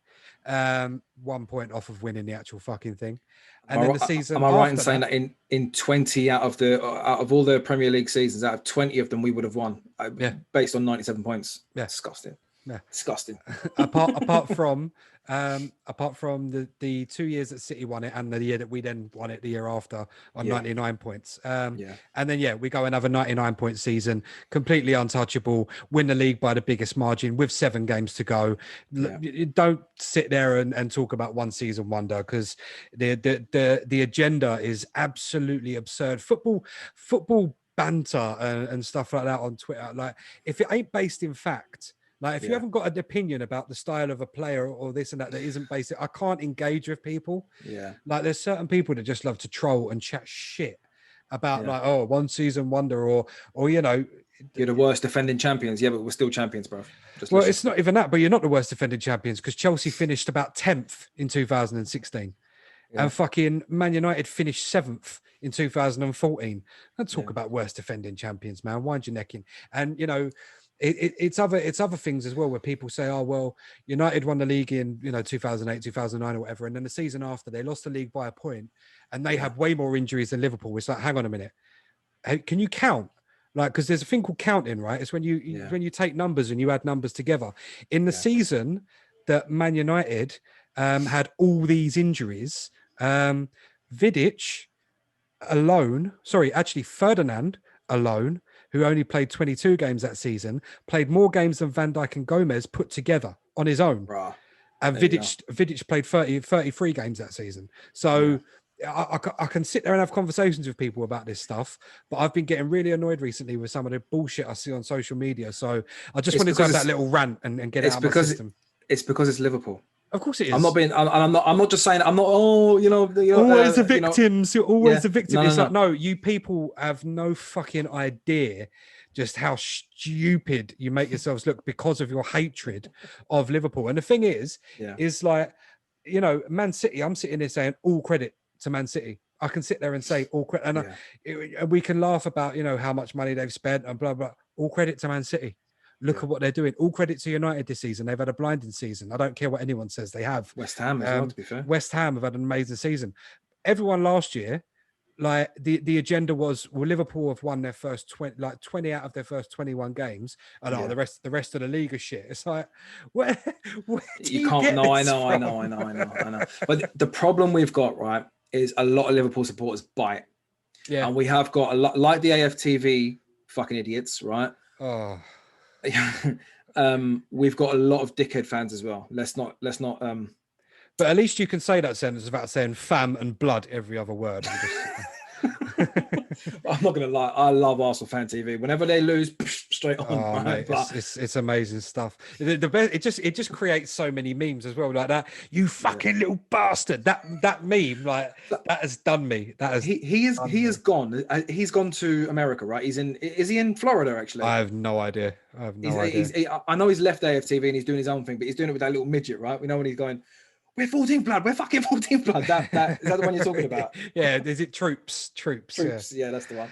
Mate, they're honestly, that channel's mad. But the thing is Robbie from Arsenal Fan TV has been on the Redmen TV, which is a really good Liverpool channel. Yeah. I listened to that. And they're really, really good, those guys. And they always do like an opposition fan kind of thing, and they've had like that Goldbridge fella or whatever his name is, United Fan TV, and that, and they've had Robbie on there. He actually seems like a really cool bloke, but it's just like they are an embarrassment to what is actually a great. And again, I can sit here and say this: what is actually a fantastically brilliant, massive English club in Arsenal. They've just got this weird fucking pygmy thing hanging off their arsehole that's just this AFTV that just seems to be causing them way more problems than they need. With that being said, they did just beat Tottenham, and it has been so funny to watch Tottenham fans crying again. Yeah, so. It was. I'm not because I think everyone expected a Tottenham win. Yeah. I did. As soon as his first goal went in, I thought, oh, here we go. 2-3-0. And that, to be fair, excuse me, that Lamela goal was fucking class. Let's be real. Yeah. That was ridiculous. And then he gets sent off, 20 minutes later. It's brilliant. Spursy. Envy, big shout out to Mark, right? Envy tried trapping it last night, man. Had to shut him down still. Mate, I mean, sometimes you can have a laugh with this stuff, but I can't do it when it doesn't come down to fact. Do you know what I mean? Yeah. Like if you're spitting nonsense, like I'm not engaging in a conversation. Yeah. I still and I'm not one of them people that will rub it in people's faces as well. As I said to you on your podcast, there's a certain guy that we know, and he was saying to me when we beat Tottenham at Wembley, he was saying, "Oh yeah, we'll see about success at the end of the season," and then we beat him in a Champions League final. It's just, but I didn't come to him and say to him, like, he fucking would have. Oh yeah, 100%. He'd have screenshot it and sent it to you. It'd still be doing laps of honor around his front room now. Do you know what I mean? Like that's the reality of it. So big him up anyway. But yeah, I'm loving his tweets lately, man. I am loving his tweets lately. I don't follow him anymore. Oh, you don't? Oh man, he just winds everybody up. But this is the thing, and I haven't got the energy to even look at it and roll my eyes. Do you know what I mean? But it's nothing personal. Well, it is, but but no, I don't know. Football banter's just a bit weird to me. But currently, my Twitter feed is purely taken up really with the podcast. Just trying to promote the video clips and stuff. And again, I'm happy you're on here, and thank you for finally giving me the push that I needed. But getting into it, kind of similar to the show that I did with you, we can get into the music stuff, and I'm glad that we were able to do well over an hour of UFC and a little bit of football, because most of my podcasts have been quite music heavy, so I'm glad I've got someone on here that I can relate to on other levels and talk about other stuff. Yeah. But yeah, with regards to music and radio and stuff, when we were on your show, I told you pretty much my entire life story in pirate radio. So what was your first radio station, Paul? Underground Flavors. It was a little drum and bass station in Seven Kings. Sick. And it was a Thursday night, I think it was 10 to 11:30. It was supposed to be 10 to 12, but I wasn't driving at this point, so I would have to get the last train home. I had to get two buses there. I was in Tottenham, so I had to get the 1, 2, 3 up to Gants Hill, and then I would have to get another bus. Then I can't remember what bus it was. Then from Gants Hill over to Seven Kings to where this place was, and I was a garage DJ on a drum and bass station. So I had a very small amount of listeners. People thought garage was shit over back then. It was probably like you when you were playing house at a garage station. Yep. You get the feeling you're not really, the favorite, the sort of thing. But no, it was brilliant. I loved it. I absolutely loved it. Even though I had to rush to get there, I had to rush to get back to make sure I got the bus home. It was really good. I was still playing. I was playing vinyl then, and just one listener coming in. I'm like, oh my god, listener! I got a message. I got a fucking message on my phone. It was really good times, man. Really, really, really good times. And it was really good. Where did you move on to from there? I went from Underground Flavors. I went to Ouch FM, and Ouch FM was the complete opposite to because Underground Flavors, to be fair to them, they built drum and bass have got quite a good following. It's huge. It's quite and they had they rented an office in an office block, fully soundproofed. It looked quite professional in there.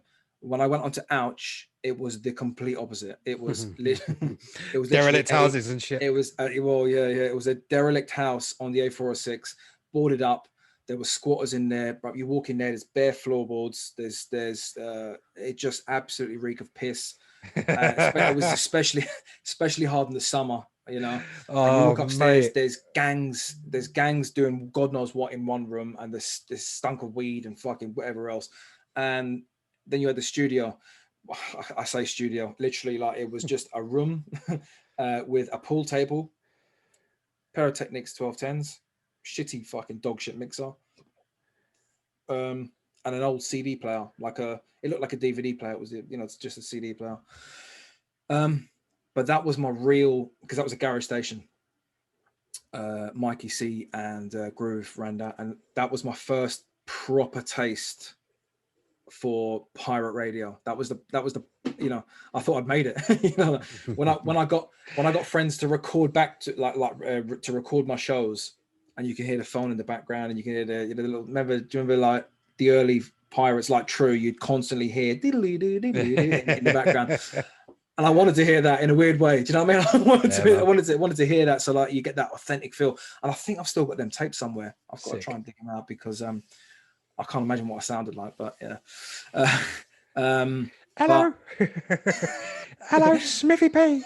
What go on? But no, it was really, really good. So even though it was genuinely the most ghetto station I've ever been on, like by far, but it was really good times. In the winter, it was freezing cold, and I mean, like, they had this little heater, this little 3-bar heater in the corner, and like I was physically shaking putting the needle on the record. Physically, I'm hooded up, and it just felt proper ghetto. But oh man, like, it was when garage was fresh. It was fucking when garage was. I was buying new records, coming on there and playing brand new records, it was the real good time. It was the really, really, real good time. And we kind of had that conversation on your podcast about, like, when a lot of the time when you do radio, it tends to be in like lockups or, like trading estates, like where Pulse was or whatever, or, like that kind of sort of self-storage places and things like that, and different units on industrial estates. But there was something almost warming and authentic to go into someone's flat somewhere and DJing in a kitchen. Do you know what I mean? You got a set of deck, there's a plank of wood over the sink, and then there's like, the taps are hanging over the mixer. Do you know what I mean? It's like, what the fuck is this? But that's not as it is it. Yeah, but you'd never know it, well, when you listen out.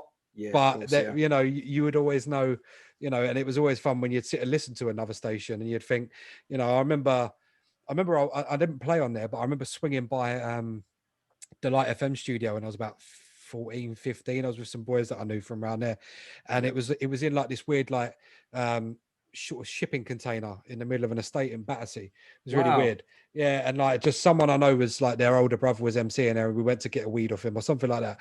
And we popped in there, and I was like, I always allegedly, yeah, I listened to I always used to listen to Delight. And we went to this place, and I saw these guys playing music, and I was like, this is a bit of a weird thing. It was only when we left, and I got back, I was like, what the fuck was that your brother was doing earlier? He was like, oh, that's Delight FM. I went, I was like, what?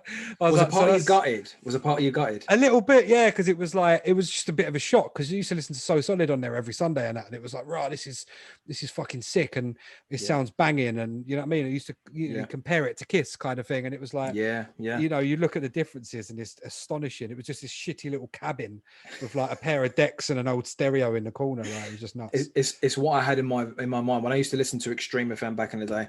It's what I had envisioned. I thought they were in the professional studio, and they had like state-of-the-art equipment and mixers and mixing down desks and stuff. It wasn't that. It wasn't like that at all. I remember talking to someone. I didn't actually bring this up with BQ, but I remember talking to someone from True FM many years ago. I think it was still on like MSN Messenger or whatever, and I hit him up and I was like, oh wow. I was like, is there any shows going on True? And he was like, oh, basically, send me a link to a mixer. And at the time I didn't even have a mix done, do you know what I mean? So but I said, oh, what's the setup like up there? And he went, oh, full club setup. And I was like, what? And I went, what? CDJs? He went, don't be fucking stupid. I was like, well, you said it. Do you know what I mean? And at the time, it was like CDJ 800 Mark IIs had just come out, and they were like, oh, okay. Yeah. But yeah, I was like, what? You got CDJs? And he was like, no. But thanks to you and BQ's podcast, I watched Drowned City last night. It's good, isn't it? I've never watched it before. Yeah. Really? I never watched it. Yeah. It's eye-opening, right? Bruv, it was wicked, man. Really, really good. Even the scene where you see, and I'd recommend anyone, it's on Vimeo, if anyone knows what Vimeo is. I think it's on Daily Motion as well. Drowned City, it's a documentary about pirate radio. There is a few out there. There's Stay Sailing's another one. There's a couple of really good documentaries on YouTube.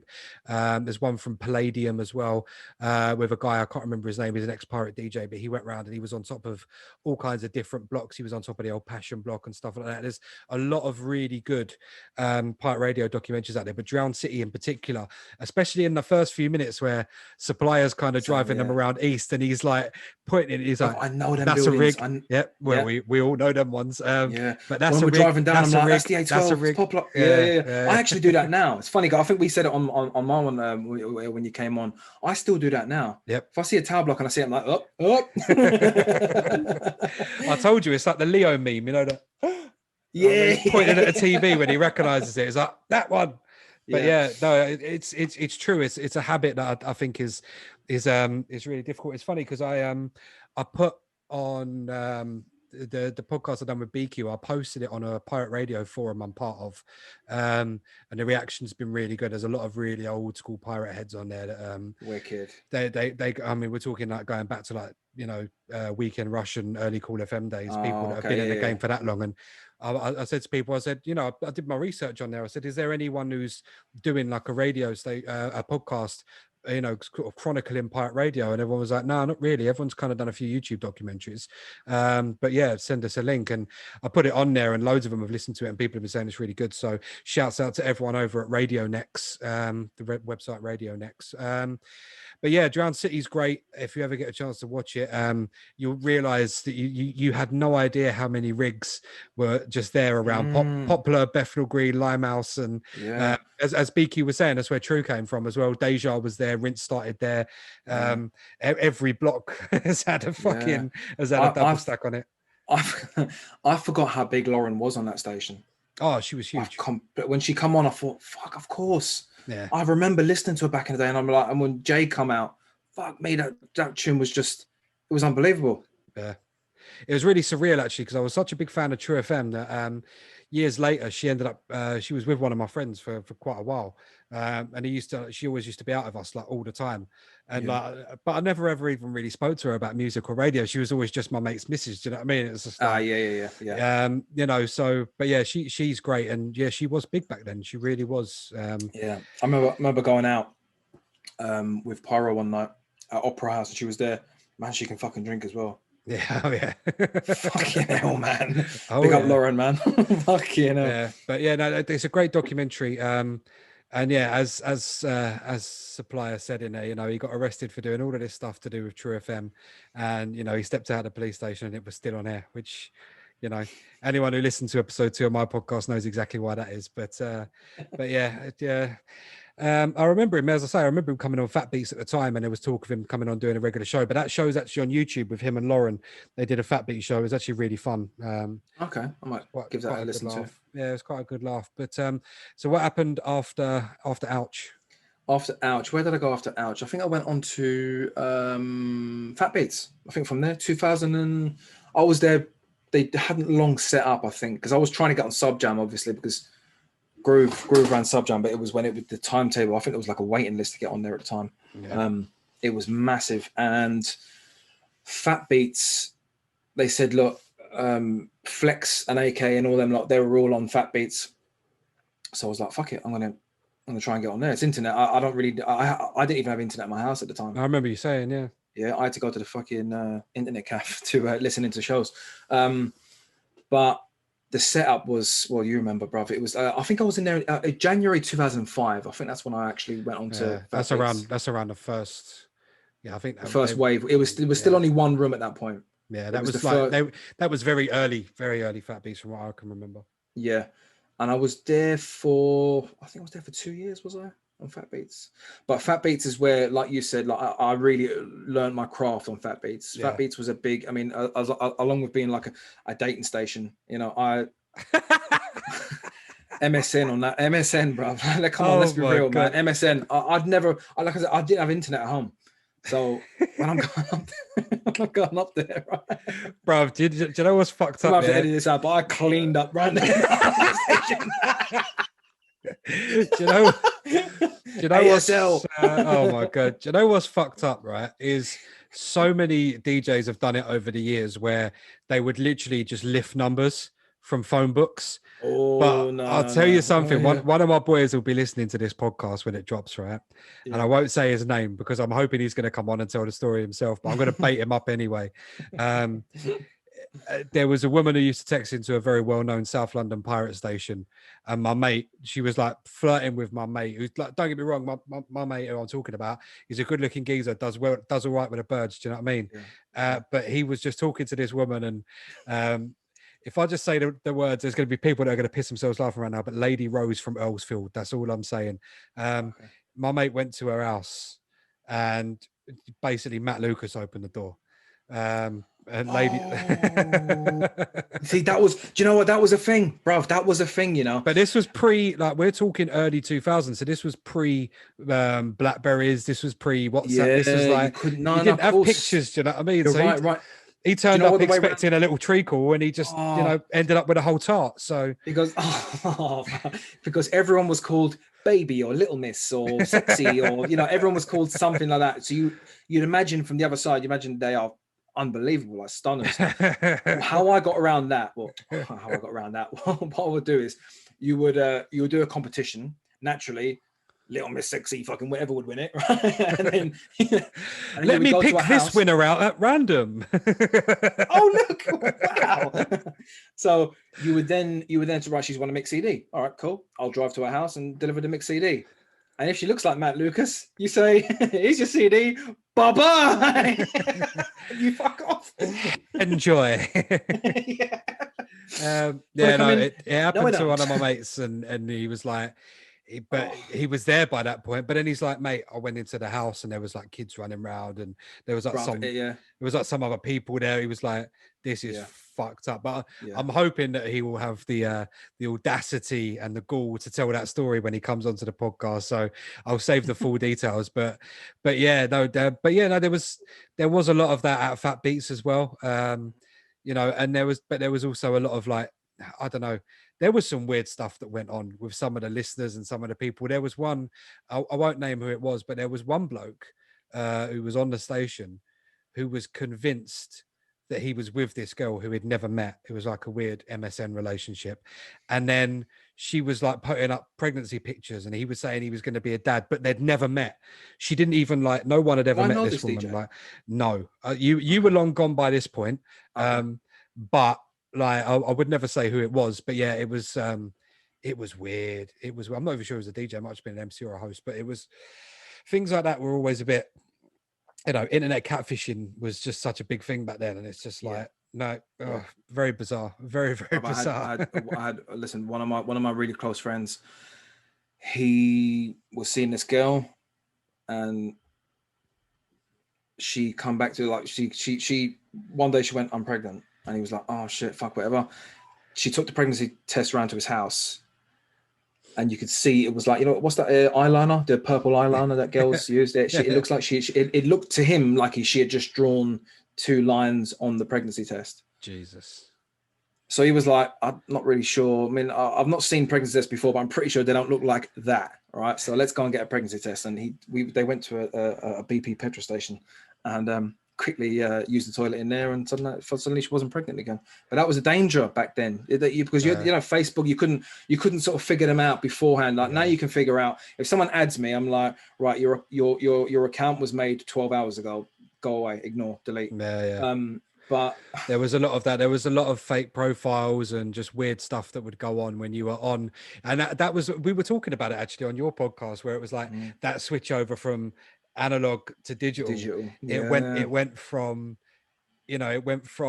DJs lifting numbers out of the studio phone and going and meeting people, to then people actually having MySpace and this and that, and you just get messages all the time. And I know people who've had like long-term relationships for 20 years, and you'll DJ, and then after a couple of weeks, all of a sudden this Facebook account will add you and say like, hey sexy, and it's just like, oh, fuck off. Do you know what I mean? Like it's just so like just mad stuff. And it's a lot of the time it was someone who knew you but just wanted to try and like get something to screenshot or something to sort of like mug people. Like it was very, very weird culture, all of that stuff. And yeah, I'm glad that, you know, most people that I know never really got too dragged into that kind of thing. But it seems like you tiptoed the line, mate. So fair play.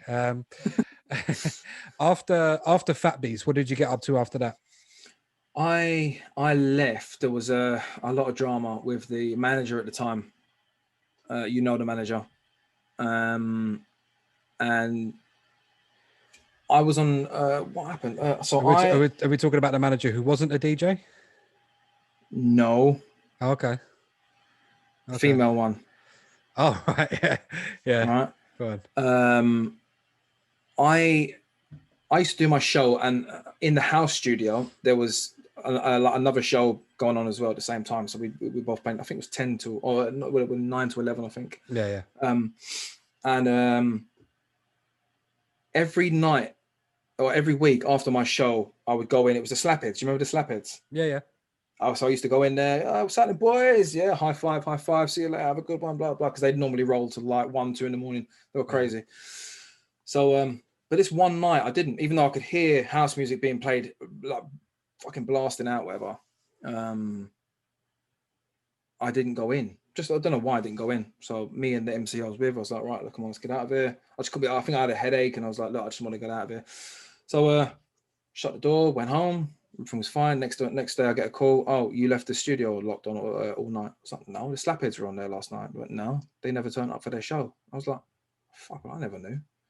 But when my MC was talking to the manager on MSN, no mention of, oh, make sure you lock up, you know, make sure you do this, make sure you do, you know, there was nothing like that. So that was my argument.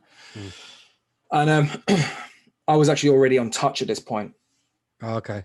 The sort of FM thing, you know, was an issue for me. Even though it was at that changeover time, I still had that calling for the FM, and Touch was in Tottenham. I was going to say it was a little bit more local for you as well. It was a lot, yeah, mate. I could walk there. It was just, you know, past Tottenham. I lived about 2 minutes from Tottenham Hale, and it was 2 minutes from Tottenham Hale. So it's like you're talking 5-10 minute walk. So I just thought, all right, fuck it, well, see you later then. I'm just gonna leave. It's interesting. I think the first time I ever actually met you, I was out on a night out with that particular manager that you're talking about. I think you were with, is it Jimmy? Jimmy, yeah. Jimmy B. Yeah. And I think she was just like, I remember her mentioning, oh, I don't know if this is going to be awkward or not, but I'm going to say hello to this guy. Come with me. And that's when I was talking to you, and I knew who you were anyway. Where was that? Was that Exxon? I think so, yeah. I'd listened, and I was like, oh, Smithy, what's happening? And I was like, why was that awkward? He's really cool. And she was like, oh, don't worry about it, kind of thing. But you know, that explains that. I never knew that story. So. See, I never had a problem with her. I'm still cool with her now. I still follow her on Twitter now. But I just thought she really went off on me about it, because she said that Flex has gotten really angry. He wants someone to take the blame for it, blah blah blah. I was like, well. It's weird. It's something, again, I spoke to about with BQ, and I said, you know, I didn't want to come across as bitter or being miserable about it, but there was a lot of that there where you didn't have one person steering the ship. Yeah. It was always a question of, okay, this person runs this studio, this person runs this studio, this person runs this studio, and there's different sets of rules. No one's communicating with each other. Some DJs would play house and hip hop, so they'd do a set in one studio, set in another studio, but this person would have one set of rules, the other person would have another set of rules, and it was like, you didn't know whether you were coming or going half the time. For me, that drove me up the fucking wall. The only person who seemed to have, you know, the studio running properly was AK running a dance studio. Like, it was, that's why I just stuck there. I did the occasional garage show for other managers and whatnot, but I was just like, no, I'm staying in my lane. And because, as I say, when I got involved in the management side of things, and you start to realize, because I was just doing a website, I was updating DJ profiles and, you know, editing, making sure flyers were uploaded to the website, things like that. I was basically website manager. Tom Upton designed it all, so it was really easy to use. But I was put in charge of running it, essentially, at fucking 21 years old. I wanted to hang about. I mean, I was on Touch, but I wanted to hang about because there was rumors of us being put on Sky. I don't know if you remember them rumors. Yeah, I remember that. Yeah. Splash and ENG, they were managers at the time, and Flex was in talks with Sky because they were getting good press. They were getting like local papers were coming out. Do you remember that DJ, the young kid? It was the first time that the Urban Music Awards we got nominated for that as well. That's right. Yeah. So there was talks of this, and then if they're on about Sky, and Flex was like, we might be able to fucking pay you lot. Do you know what I mean? It's going to be, and I was thinking in my mind, I'm thinking Sky, fuck me, that's massive. Yeah. If you could go Fat Beats TV, Fat Beats Club TV, whatever it was. But it's just a shame how that kind of went down. I stuck because of AK and Flex and all that. I kind of still did the odd like cover show or guest appearance or something for like another 2 years, 3 years. Even when they moved to the other studio in Tottenham, which was literally right in the corner from Touch. I did a couple of shows in there with Slim, Dizzle, as everyone knew, but I still knew him as Slim. And I'd still do the occasional show in there. And you sort of hit the nail on the head in regards to how it went down. It was brilliant. It was so ahead of its time, and it's such a shame. As I say, if it had come along, if it had started in 07 and took a couple of years to build up to 09 and peaked in 11 rather than starting in 5, building up to 7 and peaking around 09, it would have blown at 11. 11 wouldn't have been the peak. It would have blown and carried on.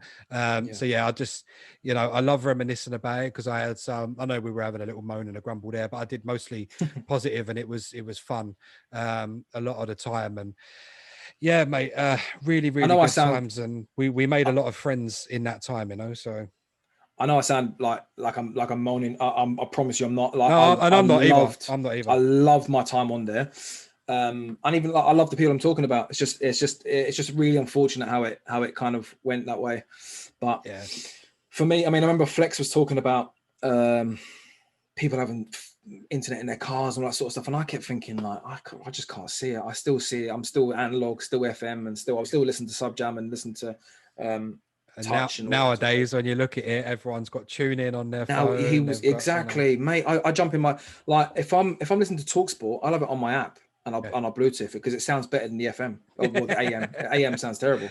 Yeah. So if I'm listening to even like Fresh Sounds, what I'm on now, I mean, it's not available on the FM allegedly, but I listen via the app. And I'll just I've got Apple Play. I'll just stick it on Apple Play. It's simple, and that seemed like a million years away back then.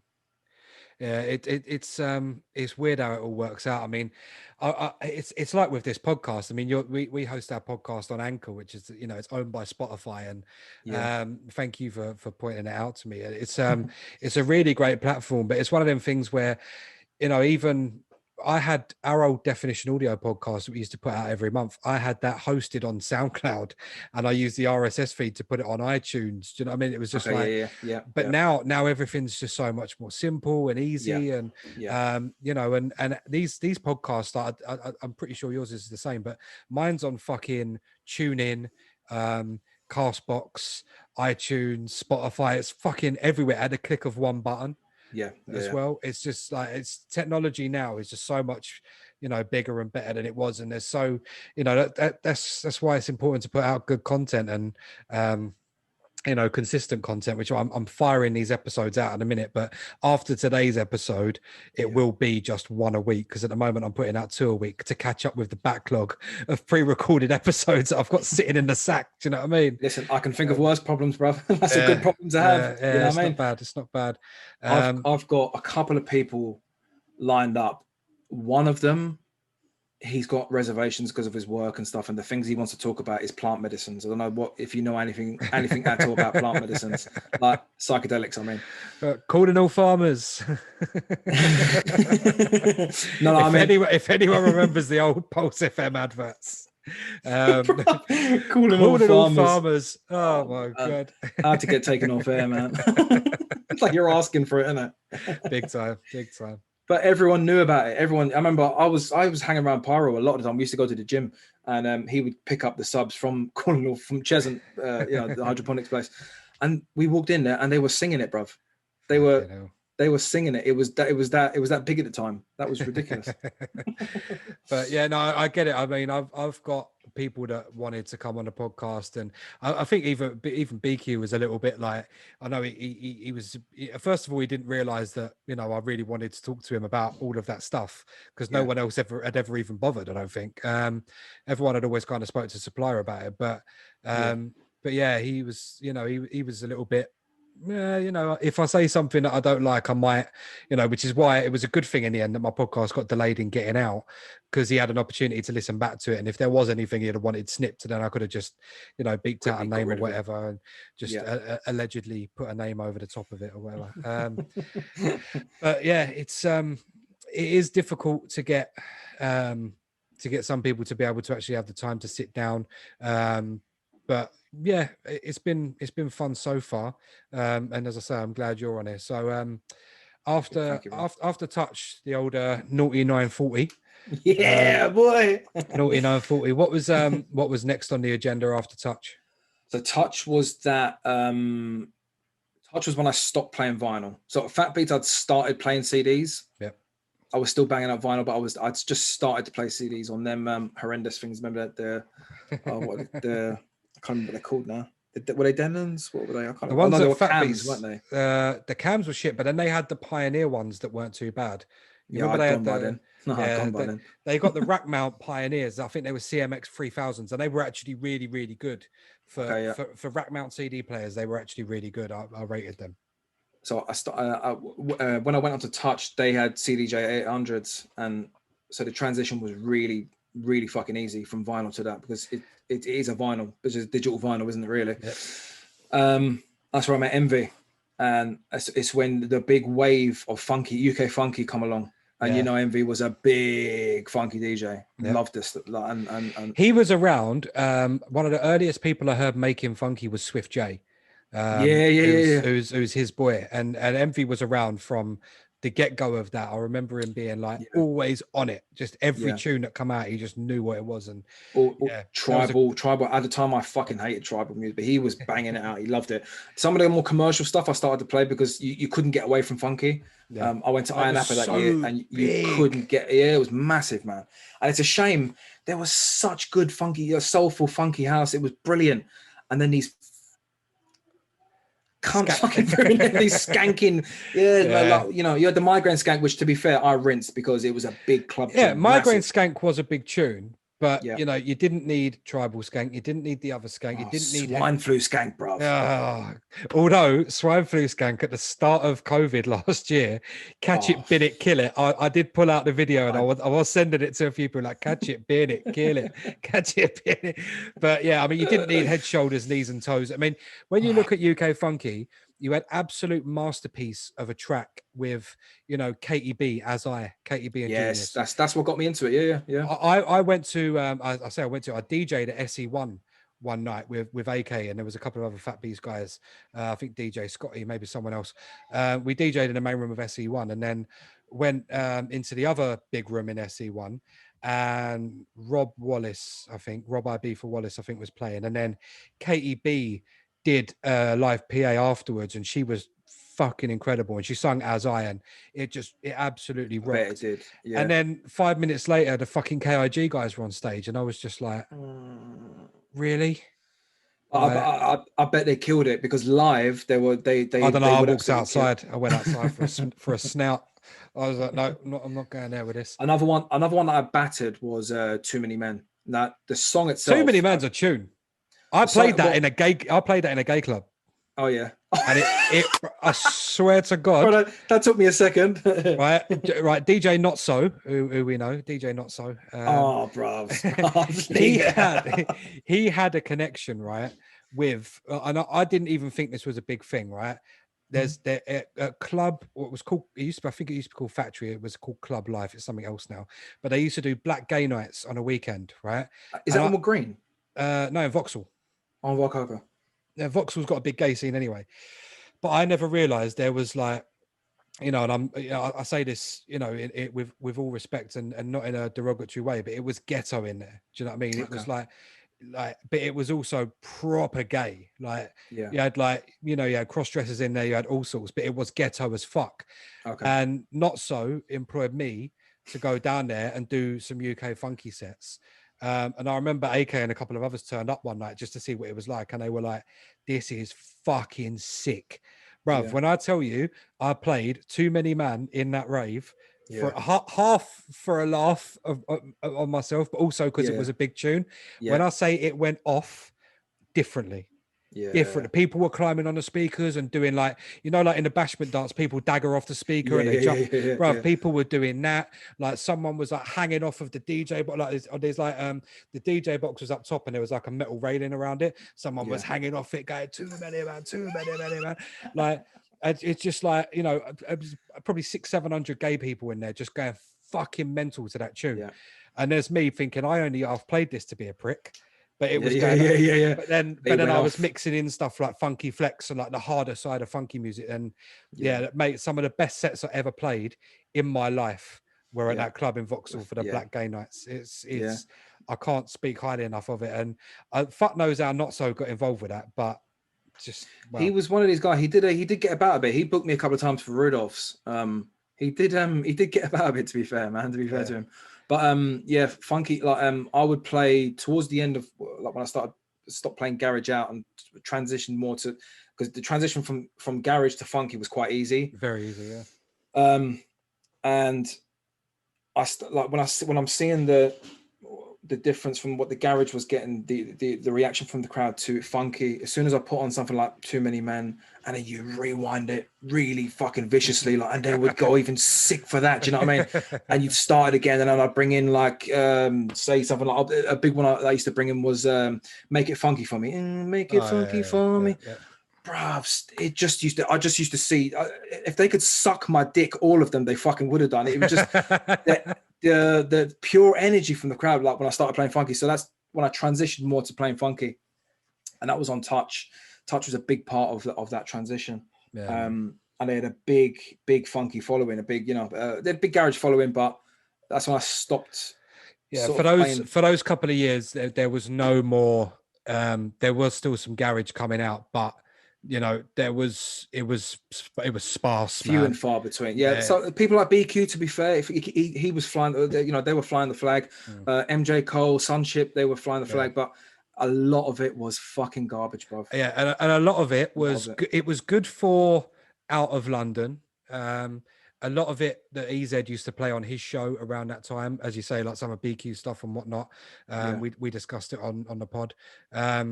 A lot of it was still really good, and it would go down well for like warm-up sets. I remember when X-Zone opened the club, like what used to be Bar FM, and it was like the bigger venue. I remember doing a lot of warm-up sets in there, and I'd play garage for the warm-ups because I knew the main DJ, whoever was going on, it was AK or whoever else, would be playing funky. Yeah, do you know what I mean? So I'd go in and I'd play like a lot of just calm, nice two-step, like what Pyro would make or BQ or whoever, or even some of the Delinquent stuff, Elski, Duncan Powell, whatever stuff. Do you know what I mean? Just to warm up the night, because come 11 midnight, like all you're going to hear is the skank tunes. All you're going to hear is that, and then the last hour of the night, people would probably be playing like bashment or old school hip hop or whatever, so that was how those nights were always panning out at that point, because the funky sound was just so fucking big. Like it was so big. The only to me, it reminded me a lot of garage in the sense that it was kind of born out of soulful house, really and truthfully. And some of the more Afrobeat sort of side of house. It was born a little bit from that. I mean, even Migraine Skank in itself is actually a Kerry Chandler track. It's not. It wasn't Gracious K's track, and obviously it had a snippet of Sirens in it as well. But it was born out of that, sort of similar to how UK garage was born out of the soulful US garage. Cool. Obviously, there was a lot of commercial remixes, same as garage. So it was very similarly remixed everything. The only difference is the longevity. It just didn't have the longevity that garage had, and I think that was partly due to the skank tunes kind of just turning it into a little bit of a gimmick. They ruined it. So I mean, I always seen funky as sort of like a garage melody sort of type with an Afrobeat stuck on top of it, which is why it was really easy for me to transition. What was even easier, actually, funny enough, later on in time, was deep house. Deep house I found even fucking easier, because it was the old school Ray Hurley type, the the real early house and garage. Yeah. It's just that same sound. It was so easy to transition. And again, I've got a big empathy for that because he was pushing it, and that's what got me into playing. It came back full circle. And it's I discussed it on my first episode with Si Says, and we were talking about bandwagoners and stuff. And it's like I've not always stayed true to soulful house, but I've never not collected and played soulful house. Even when I was on flight and I was playing more of the deep bassline stuff, I would still start the first half an hour or so of my show with soulful, maybe disco house, just to just to sort of pay tribute to my roots, and then be like, all right, let me step it up for Saturday night kind of thing. But yeah, music always comes full circle, man, and it's always really interesting to sit down and just look at a time scale. I mean, I plugged in my hard drive the other day and I found a folder it was just labeled Brasstooth, and it was from a day where I'd gone round to Brasstooth's house and we'd sat down and I'd given him a load of house music because he was talking about coming back and DJing, and he just wanted a load of stuff, and it was from around the 2011 to 2013 deep house period. And I actually sat there and I flicked through some of the tracks and I was like, fucking hell, this music really was good. And I've got to big up I've got to big up the two of us, Eamon and Spencer. They're going to be doing a classics mix because they were two of the biggest DJs at that time that weren't producers. They were just DJs. And their mix series Into Deep was fucking huge, like thousands upon thousands of downloads a week. It was crazy. Like to the point where a guy that I met at work, who I found out was into this sort of house music, I said to him, because I used to, some of the time when Eamon and Spencer would do their CDs, I'd actually do the voice. I'd like edit the voiceovers and put the voiceovers on it, and maybe like boost the volume and stuff if they didn't have time to do it. So I said to this guy at work, I was like, funnily enough, I'm working on a mix CD with my mates at the minute. I'll send it to you. And when I sent it to him, he went, fuck me, I've been listening to these guys' mixes for 2 years. They're the people that got me into house. That's what they were doing. But yeah, they're going to be doing a classics mix of some of the biggest tracks from that time, and they're currently putting that together. So really looking forward to that.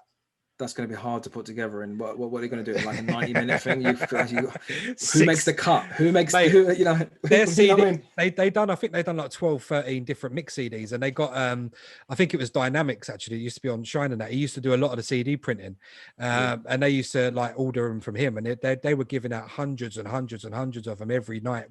Wherever we were playing and DJing and whatnot, it was just another big bag of fucking CDs, all different colors, and people would come up to you in the club and they'd be like, oh yeah, I love the red one. And do you know what I mean? Like them two smashed it with that fucking CD set. But yeah, that's going to be really cool. And I'm interested to see, they've obviously had to select the Hall of Fame for that type of time. So yeah, I know you'll probably enjoy those because it's around from that same time. So what happened next, man? Where did you go? Because when did you go on to Pulse? I went to Pulse. Pulse was after Subjam. I was on Subjam for a bit. The tail end of Subjam. Yeah, because they did a weird. They tried to do that. I mentioned it again with BQ, and they tried to sort of do that jamlive.com or whatever that was sort of Fat Beats-esque, and it was just, it never really. I didn't see the point of it. I know they had like White Boys and Majestic, and that was all on there, and they tried to make it like, as if it was going to do something, and it was the same time that Fat Beats was really popping, and it was like, all right, I get why you do it, but I also don't get why you do it in the same building you've also got your FM station. Why not just do it and broadcast it on FM the same way? Do you know what I mean? Of course, it didn't make sense to split the audience like that. But I never did a single set on that Jam Live. Never did a single set. And for a garage station, bro, the majority of the music I was playing on there was funky. I was playing. What I would do, I would transition. So it would be normally old school garage versus funky because they're the same BPM. So that's where I was going with that. But garage I was like Pyro said, I was really playing 4 or 5 different producers with garage. So it was kind of getting very repetitive. And one of the best things about radio, you'll know, is getting a tune, getting it as before everyone else, or as quickly as you can, and playing it. I mean, I remember you with Look Right Through. How gassed was you playing that? Do you know what I mean? How often do you get that feeling? Yep, that's what it's all about. Do you know the other one that got me as well? And I wonder if he'll remember this, but the track "Crying Wolf," No Artificial Colours, featuring Alex Mills. There's nothing left to lie for now. If you heard it, you know exactly what it was like. It was like the biggest track of 2013. It was just huge. If anything, I thought it was better than Look Right Through. Don't tell MK I said that. But I remember getting the promo of that, and it was literally, it was about an hour before I had to go out and play a set. And I burned it onto a CD. It wasn't going to work in the set that I was playing that night, but I was playing a set at a place in Queen's Park, and then Spencer and Eamon were playing at a club in Norfolk. So we met up at Queen's Park for my set, and then we went over to Norfolk, and Squidge was with us. Squidge and his missus were out that night. Selector. Yeah, hold tight, Squidge. And I remember him being, he got in the car with us, and I gave Eamon the CD, and I was like, bruv, I've heard this tune today, and it's going to be the biggest tune of the year. But it was like springtime at this point. And I was like, mate, put it in and have a butcher's at that. And he put it in, and we listened to it on the way there, and they were just like, yeah. And I'm not sure if they quite got how hyped I was for it, but I was like, this is going to be fucking huge. And lo and behold, it was. But yeah, that for me was always like, it was a big thing, man. It was just, whenever I'd get a promo, I mean, that came out on, I think that came out on Mad Tech, and I used to get all of the Mad Tech promos and stuff. It's funny when you're talking nuts. To BQ and you were talking about Tender Loving, I actually remember listening to, I think, was Supplier on Shine at the time? I can't remember if he was doing his Shine show, or if they're on True, I can't remember. But I remember listening to it, but Supplier was playing it, and I remember ringing up UDM Enfield and asking them if they had it, and asking them to keep me, asking Kanga to keep a copy for me. And I went there, I think, say it was a Friday show, so I probably would have went up there on a Saturday and I went and picked it up. Good times. That was I had that on vinyl. Yeah, man. Yeah, that was a great track. It was fun listening to the story of how he tried to sell it to black market, and they were just like, yeah, we'll take 10, and then the next day it's like, oh, can we get a box? Yeah. I actually shouted out, when he said that, I went, shame, prick. Yeah, I knew he was going to say it as well. I fucking knew as soon as he said, and then the funny thing was, I was like, yes. I knew there was a twist coming with this story. That's why I put it up on the Instagram and that, because it's too good a story not to repeat, you know. So yeah, when you so you done Sub Jam, jumped on Pulse. So Sub Jam, was it Sub Jam? And then so it was Pulse. Then after that, Pulse was Sub Jam in its prime. Pulse was fucking huge, and I loved it. I loved every fucking second of it. I was quite early with Pulse. I jumped on Pulse when it was still on. Was still in Stoke Newington. See, that's when I first went down there. I went down there with Mystic Matt. And Nutsy and and whoever else that was there. But yeah, it was me, Eamon and Spencer who went up there, and because Mystic Matt I think he sort of wanted us to bring us along and do stuff with him for a bit, but we sort of went in a little bit of a different direction. But yeah, we were pals with Matt, and he was like, yeah, I'm doing my radio show. I think it's like Friday 8 till 10. And it was in a place in Stoke Newington, just off the high road. No parking. There. Fucking ghetto as fuck. Yeah, it was horrible. Really horrible. Especially driving like I do shift work, obviously, and if I had like a Monday, Tuesday off, I would have happily went down there and think, but mate, there's no parking there from 9 to 5 or 8:30 to 6, whatever it is. You can't park around there, anywhere around there. And I'm glad they got out. I'm glad they went to Enfield, actually. It was nice to go back round to the end. Studio at Enfield, I did a few shows up there. I did one up there. I still to this day, I can't remember. I did a Saturday night up there with a house DJ, and I can't fucking remember who it was. One day I'll probably remember. But I did a show up there one time on a Saturday night, and I did a couple of shows of Envy up there. And yeah, like the way that studio was set up in the location it was just mad to me. I was just cracking up when I turned it was nostalgic, wasn't it? Yeah, when you go back there, you think, "Wow, I was here like 3-4 years ago." But yeah, Pulse was really good. It was exactly like Sub Jam, you know. And then there was this big wave of garage that come back. It was like a rebirth at the time. I mean, it was great to hear, because a lot of producers sort of started to push it again. A lot of the bigger Sticky and a lot of the bigger producers that had sort of taken a back foot, they would then come in, and there was this big surge coming back. So that was good times, and the Funky would die to death anyway. So, but then that was also when the wave of like the deep tech house sort of came back as well. So you had a lot of people doing it. Like as I was saying to, I think it was BQ, I was saying, like, I did a show up there, and the DJ was playing more like hard tech house. Almost minimal, and it just wasn't quite right for Pulse.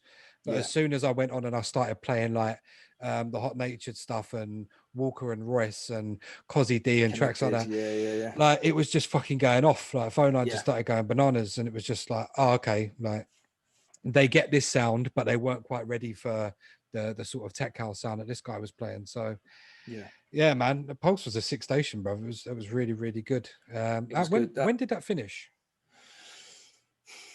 We went from Stoke Newton to Enfield, from Enfield to further down the road in Enfield in year 10. And it fizzled out, mate. We were getting hit. I spent a lot of time with Pyro at that time. We were going gym together. We were fucking going out together, and the stress he was under with running that station, man. Yeah. He was under a fuckload of stress. And when we were getting hit it felt like daily. Yeah. We were getting hit. You know, BQ said it as well, you know, like the DTI and the police sometimes are like, we're going to fucking get you. We're not fucking, you know what I mean? We're not like, they have a personal thing now. And Groove, let's be honest, Groove's been responsible for a ton of fucking stations. They were probably rubbing their hands together when he, you know, came out with this. But it felt like it was just relentless, man. Yeah. And they weren't even just cutting power wires. Like that's quite nice to just cut the power wire. Mate, they were ripping down the aerial. They were, you know, vicious. I mean, I spent one time on the roof with Pyro, in Highgate. Remember the one there? Yeah. With I think Origin, the same thing as Origin. And when we looked down the chimney suite, you could see they must have just got like a long pole, like a scaffolding pole, and smashed because like in the crowded or Drowned City, where they had the jack. They used the jack to wind it up, and then you put the rig on top of that, right? So they must have just, I don't know what they used because it's long. It was a good, like, you know, 18 foot, like it was a long drop. Whatever they used, they smashed it to death, and they eventually got it to just, you know, fall down to the bottom or crash, whatever. So that cost money, man. I remember like, as soon as he looked down, he went, "Oh, cunts." You know, fucking cunts. And then and we fucked off again, because much to my delight, because I didn't like being up there at all. I don't know how these people do it at night time. The view's crazy though, especially at Highgate, man. Yeah, it was nice. And then, but a week later, Pyro was nicked on it. Yeah, him and old Ollie Van, man. But yeah, I think it was 2000. I want to say 2014, was it? 2015, something like that. Was it like 2014? I think something like that, in or around that time. And then me and MV, we teamed up on Pulse. And when we started playing, we sort of agreed, like, we're just going to play Deep House now. Yeah, I wanted to change the name. Everyone was doing it at the time. Yeah. And I wanted to get away from the Smithy P thing. So I think, right, Paul S, obviously, you know his first name. I won't bait him out because he doesn't like being baited out, but you know his first name. And he was going to be, say, Marky V, right? So he said, right, so we'll come together. I know his fucking surname as well. We'll bait him. Fucking big cunt. So we come up with S&V. It was really easy to sort of transition into that. And then we were playing there on a Friday night. And then we went from there straight onto Vision Radio. Yep. That was the first time I'd played a set from home. It's weird, isn't it? Bro, it's so weird. I remember Emma Champion used to be on Vision as well. She might even still be on there, actually. I don't know. But I remember her and Eamon did a back-to-back one night, and I went round there and hosted the show for him, kind of thing. And it was just literally in her living room. Like, we were just in her living room, like, just there chilling, and she was like, "Want a cup of tea?" And I was just like sitting at the coffee table. It's mate. weird. I was sitting at the coffee table while her and Amy were mixing. I had a mic with like a really long mic lead. I was sitting on the other side of the room, reading the shouts on her laptop, and just like hosting the show from the sofa. Yeah, it's crazy. And I used to drive to Envy's to do the show, and mate, it was you know, his missus coming in making bacon sandwiches. What the fuck is this, man? We were used to like having, you know, the normal thing with Pulse was we were on a 10 to 12 same time as EZ. So we would be like, I'd normally pick him up from his mum's in Tottenham, and then we'd like go somewhere, either like a Nando's or somewhere, and munch, or maybe have a couple of drinks, and then get the bus back to the studio, and then do our set, and then leave. But when we go from that to someone's house, you're not looking to bang down a couple of Stellas or something. I mean, you're just when you look at the journey, civil.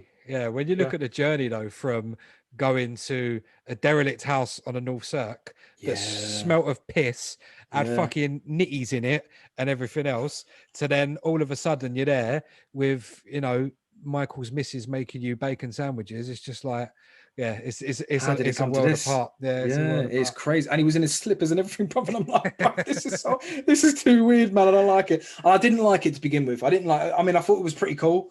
The thing is, it is a good. Vision was a good station, though. I think it's still on now. It is, yeah. But their FM signal was always really good. The quality was really good. I loved, you know, when we did it around Emma's house, it was busy. You know, there was like a shout box on there where the text messages would come through to that. That's right. Yeah, it was really good. It was really well run as well. Really well run. Big up them, man. But it just didn't feel like radio. Like even to be fair, like even the show I'm doing now, Fresh Sounds, it still don't feel like radio. Yeah. It hasn't got that feel. If my ears are not bleeding when I'm walking out, you know, it's not radio. But I mean, we said that when I was on your podcast, you know, like there's something about going to these places and doing that kind of stuff. It's the journey as well. Like you said, you know, it's the getting out, driving, the anticipation. You're listening to the DJ on before you, you know, you're getting bigged up on the way down there, and then the same on the way back. You're listening to it on the way back, and you know, there's just that's missing as well. It's good in a way because like you save a lot of money, save a lot on petrol. But it's bad in the way because like you're missing that. Part of it is like what I always saw radio as was partly just a way to kind of get away from being at home. And you know, it's something that was we always used to talk about it on Fat Beats when people would like you'd have some people that would bring their missus and their missus would be sitting in the chairs under the camera. And then, like, you know, you'd be like, oh, yeah, big shouts out to Michelle. Who the fuck's Michelle? Do you know? And it's like, do you not want to get away? Do you not want to leave your life behind for a couple of hours? Is that not why you're here? Like, you know, you've got someone in the corner who's just going to be angry every time you mention another woman's name. Do you know what I mean? Like, it did happen to me a few times, yeah. But you're a slag. But yeah, no. but do you know what I mean? Like, then I'd rather, you know, at least if you don't have it in the studio, if you go home and, you know, Sharon's pissed off because you bigged up Tracy, then do you know what I mean? At least she can be pissed off when you've done your show and it's not distracting you during your show. Do you know what I mean? Yeah. Like, you know, I think there was a couple of times when I was on flight, I had a couple of like female friends come with me. But they were just chilled, you know what I mean? And there was like one of my mates, big up Lomback, he was there, and a couple of girls that I used to rave with, they were there. But that's because we were going out that night anyway. Do you know what I mean? We were all going ministry. So like I went and did my show, but they weren't a distraction. If anything, it was handy to have someone to pass me a beer. Hype it up a little bit. Do you know what I mean? It was like, it was a little bit of a good vibe, but to go in there with your actual other half when really what you should be doing is escaping from life for a little bit and letting loose and taking a breather and having some fun was it never made sense to me. And there was a lot of girlfriends that used to go up there, you know, like actual girlfriends, not just slags, like actual girlfriends. I'm like, I don't understand. Like mine at the time wanted to constantly go up there. How have you just turned around and said lots of girlfriends, not just slags, actual girlfriends, not just slags. I don't mean like radio hoes, right? I mean actual girlfriends of the DJ used to go up there and be like, why do you want to come up here exactly? You know? Yeah, it's weird. No, I mean, you know, like if you're going somewhere, you know, with someone afterwards or whatever, and they happen to be with you, cool. But as I say, you know, I've known so many DJs over the years that have bigged up someone on radio, and then just like, who was that? Trouble. Who was that? It's just like, I don't fucking know. It's Stacey from Southend. What do you want from me? Like, I don't know this person. They probably look like Matt Lucas. So. Do you know what I mean? It's just that was never for me. That was never for me, that ever. But yeah, it's mad. It's mad. You know, there's some. The thing is, there's also some studios where Pulse's studio, like when they were on the A10 up towards Southbury, up by the Morrisons there, like in that bit there, like you couldn't fit more than two people in the room anyway. Do you know what I mean? No, yeah. Mate, 4 people at an absolute push, and then At a outside push. in the little bit, you had like another 2 people, maybe. Yeah, It but was very small in there. given what we were doing, you wouldn't want people in that little bit outside anyway. So No, of course, yeah. yeah. But yeah, it was very small in there, yeah. But I don't know. It just doesn't have a lot of stations you just wouldn't want to try and cram people in. Do you know what I mean? Nah. It's just Although not saying ideal. that, I did have some on Touch. Touch was similarly built to Pulse in the fact that you had like a big room, and then you had a little booth where you would do your show. And there was a couple of times when I went up there, I had Cobra. Do you remember Mr. Alski? Yeah. From Fat Beats? He was on there. Envy, I think, was up there as well.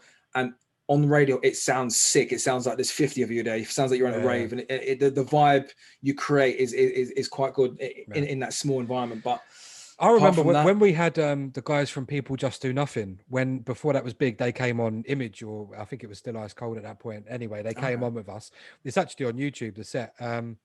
They were there doing a show just after us, and we were all in the studio together, and they had a camera set up and everything. Mate, you couldn't swing a dead cat in there. Like it was literally like my bedroom now is bigger than that studio was. You know what I mean? And I wouldn't want 10 people in here. Do you know what I mean? let alone in a gaff like that stunk anyway. And do you know what I mean? It was just like full of people, and it's just crammed in. That was the big issue with Pirates as well, man. The fucking heat of them places. Oh my god, especially in the summer. Touch FM, I used to go in there, and it's in like a factory sort of thing. And it had this like clear perspex roof, and bruv, the heat generated from that thing, it was like walking into a sauna, man. And we all actually at one of the meetings, we all clubbed in and got a air conditioner. It was shite. It was dog shit. That's one brilliant thing about Fat Beats was, although they did charge us to use it, the air conditioner in there was the bollocks. It did work. You put that on, you put a quid in that and got like half hour off it or whatever. That's right, yeah. If you did it at the start of your show, and then like maybe at the start of the second hour, put it on for like 20-30 minutes, bang, it was blinding. It was enough. It was just perfect. Yeah, you're right. Yeah. But if you went up there and there weren't no change, or if it weren't working for whatever reason, fuck me, it was bad in there, because that was like they were rooms built inside rooms. And I actually, when we did the other studios downstairs, I was there with Flex one day, and I was actually helping him build.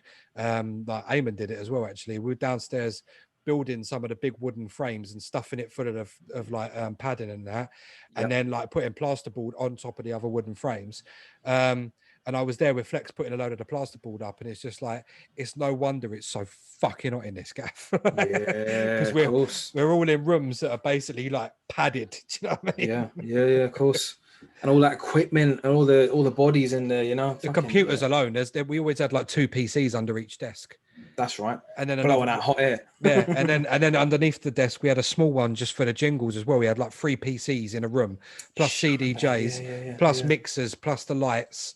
And then later on, just after I left, they added them big lights that were behind people as well. Like the walls were full of lights. My god, yeah, I do remember them. Fuck, I did one show after I left. I went back and did one show on there.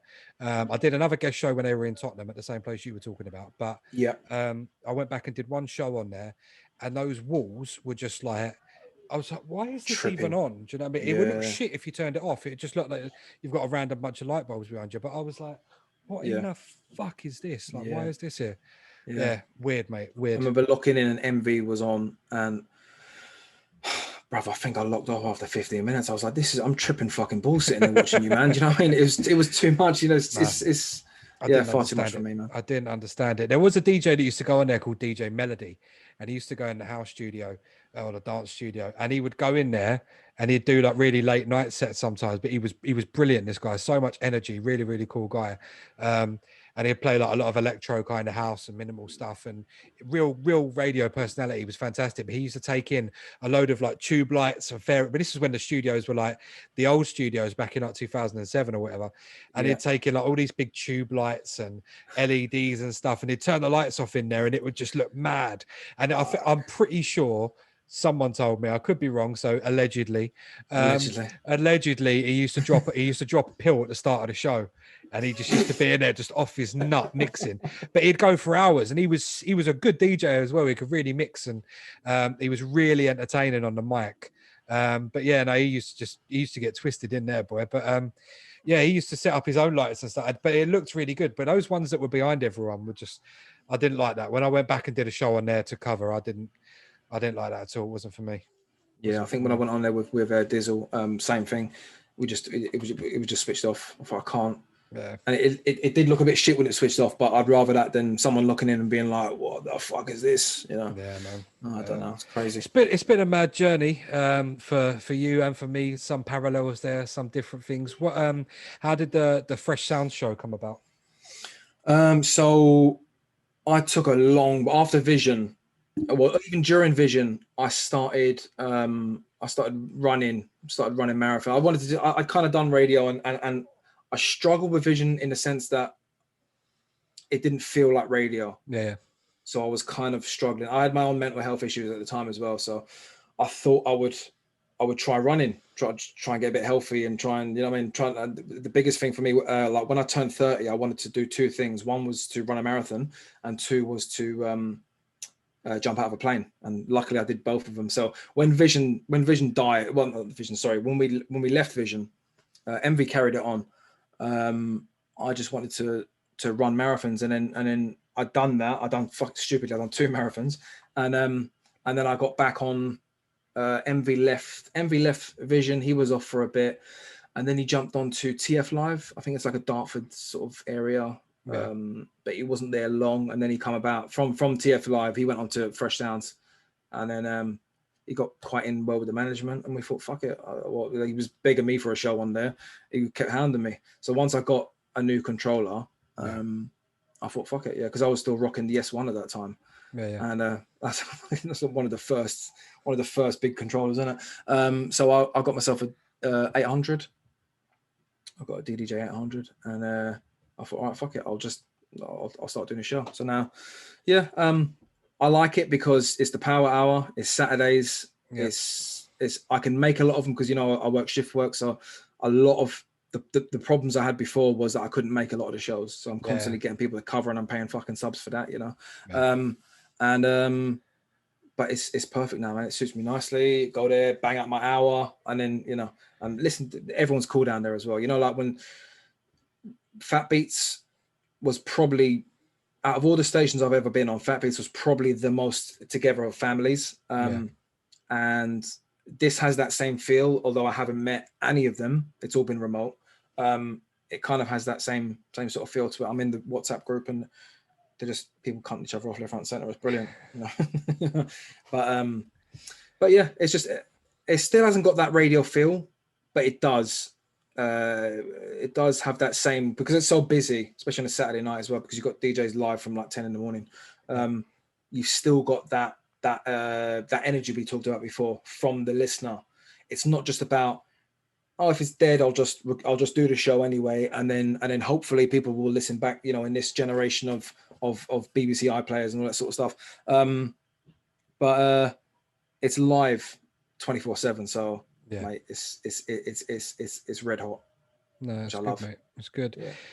As I say, like I think doing an hour as well does leave you sort of hungry to carry on as well. I think that's that's a really when I saw you were only doing an hour, I thought, you know what, that's interesting, because I think an hour, I feel like it wouldn't be enough for me, but then at the same time I feel like that's what would keep me wanting to do a regular show. I remember I told you, like, I'd love to have, my dream would always be to have my own fucking station. We've had that conversation. Yeah, of course. Yeah. I've had random people tweeting me about that as well, like, yeah, do it, and I'm like, yeah, I haven't won the lottery yet, but thanks. Like I would definitely, that would be a dream for me. So, but that's a site, that's, as I say, lottery win, I don't have to work anymore. What would I do with my time? Yeah, be a nutter with a radio station. That would be it. But yeah, I mean, to have like a weekly show, I think, in, you know, life as I'm living it now, for me personally, would be very, very difficult to commit. But yeah, if it was just an hour, I feel like, you've got an hour. Everyone's got an hour. Yeah. That would keep me very much hungry to carry on doing it, especially if I was playing new music, because I still download new music every week, and I wouldn't have enough time to play a lot of what I've got, you know. So I think that's good, mate, and I think that will keep you hungry for it for quite a while. Absolutely. There's nothing worse than getting onto your show, and within 10 minutes you've worked out this is going to be a long 2 hours. I mean, when it's not as busy as you'd hoped. Or if you've had a day where you're knackered and that, and you're just like, I'm fucking done with this. Yeah, exactly that. Yeah. It wouldn't be ideal at all. Moving on a little bit from radio, and into the present day, what made you want to start doing your own podcast? Oh wow, that's a good fucking. So for those who don't know, I did already mention it, and we've mentioned it a couple of times in the show. But the Paul S podcast, Paul ESS podcast, is out on Spotify, iTunes, and all them things there. And yeah, I was a guest on there. I said this at the end of the last episode. Actually, I did say to people, if you wanted to listen to my story in particular, as well as some other ramblings about COVID and whatnot, do go and listen to the episode that I did as a guest on your podcast. And I've always wanted to do it. I've never really had the belief in myself that I could do it. But after sitting down and doing yours, and after you telling me, bruv, this is really good, and seeing some of the feedback that you sent me from the people that were listening to your show, I was like, wow, I can do this. And I will never ever be able to say thank you enough for actually pushing me. No, listen, thank you for coming on, bruv. Like, because even if I don't make this a success, I've really enjoyed what I've done so far, and it's only been a couple of weeks. So listen, even if you don't, fuck it, who cares, man? It doesn't matter. So for me, I'd been sort of threatening for a long time. I'd love to do it. And I kept saying it. I'd love to do it. And I said it to MV, and he was like, "Yeah, you should do it." Blah blah. Because I love talking to people. I mean, I've probably asked you more questions on this because I love talking to people and getting other people's opinions and having conversations. Do you find it weird? I found it weird after I did the one with you. The first one I recorded was me and BQ, and that was like 3.5 hours. We actually off air, we did like another half hour, 40 minutes of stuff and different conversations. But like, I found it quite actually easy because I've done interviews on radio and stuff before. I've interviewed crazy cousins, I've interviewed this person, that person, so I found it relatively easy to do it. How does it feel now I'm the one sitting here putting it on you? I was nervous, but I'm not gonna lie, I was nervous because as the host, all you've really got to do really, right, is be like, right, so how did this happen, and then let them finish, and then how did that happen, and then it's quite easy to sort of navigate it. Although, like, I love that. I love listening to people and then finding out why they think the way they think, whatever, and then asking them back and then firing back. And then, I've got some controversial people coming on. And I'm nervous for that because I'm not a confrontational person. But I know some of what they believe, I'm going to have to challenge.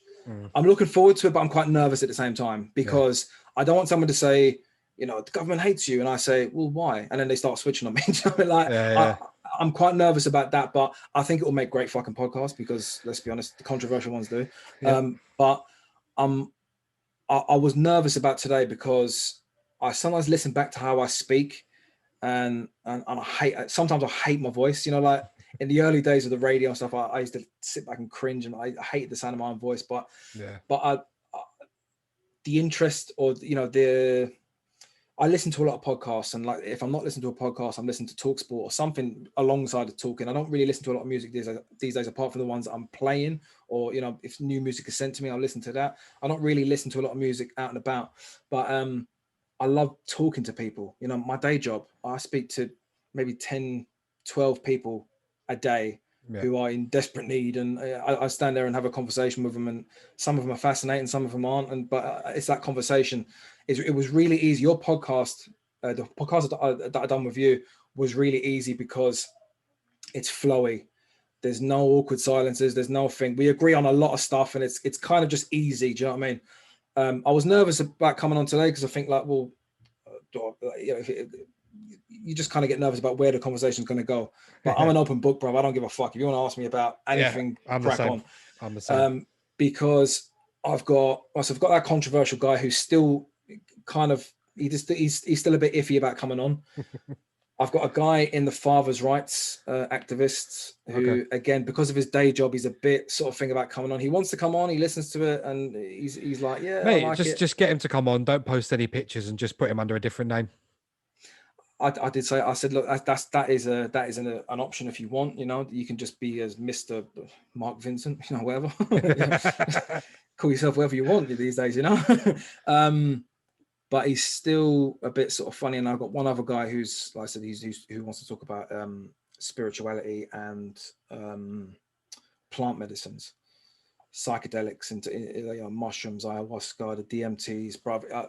You sit down and listen to him, and he will blow your fucking mind. It's that Joe Rogan meme, the answer to everything. Have you tried DMT? Have you tried it?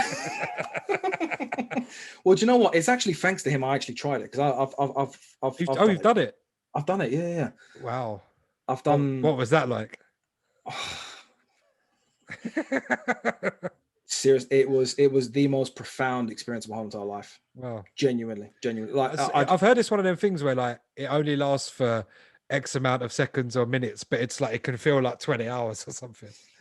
15 minutes is the norm. Yeah. And that's how long I was out for. It was, bruv, it's fucked up. It's legit as well.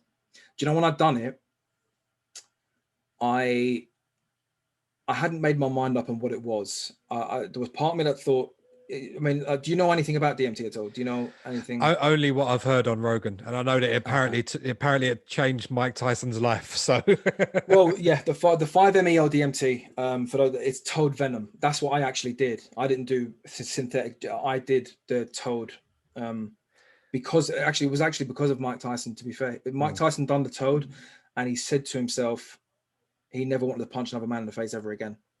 He died of ego death, and then he come back, and he's super spiritual now, and he's done it a bunch of times, and he's a big advocate of it. And I mean, DMT, like, it's mad how it's everywhere. Yeah. Right. The actual molecule, it's in plants, it's in us, it's in our lungs. I went to a breathing workshop after I'd done DMT. I went to a breath workshop, a holotropic breath work. Have you heard of Wim Hof? Yeah. So Wim Hof does this thing where it's DMT breathing. It's called the breath of fire. And if you breathe this certain way for a certain amount of time, you can get these epiphanies and these visions exactly like DMT, because it releases the DMT in your lungs. And the thing is, it's illegal, which is it's crazy. Yeah. So the thing that interested me most was DMT is present in our brains. They know that for sure, right? They've tested mice, and DMT is present in the pineal gland, which is the third eye, where everyone, religions all around the world, they all talk about the third eye, especially the Egyptians. So I don't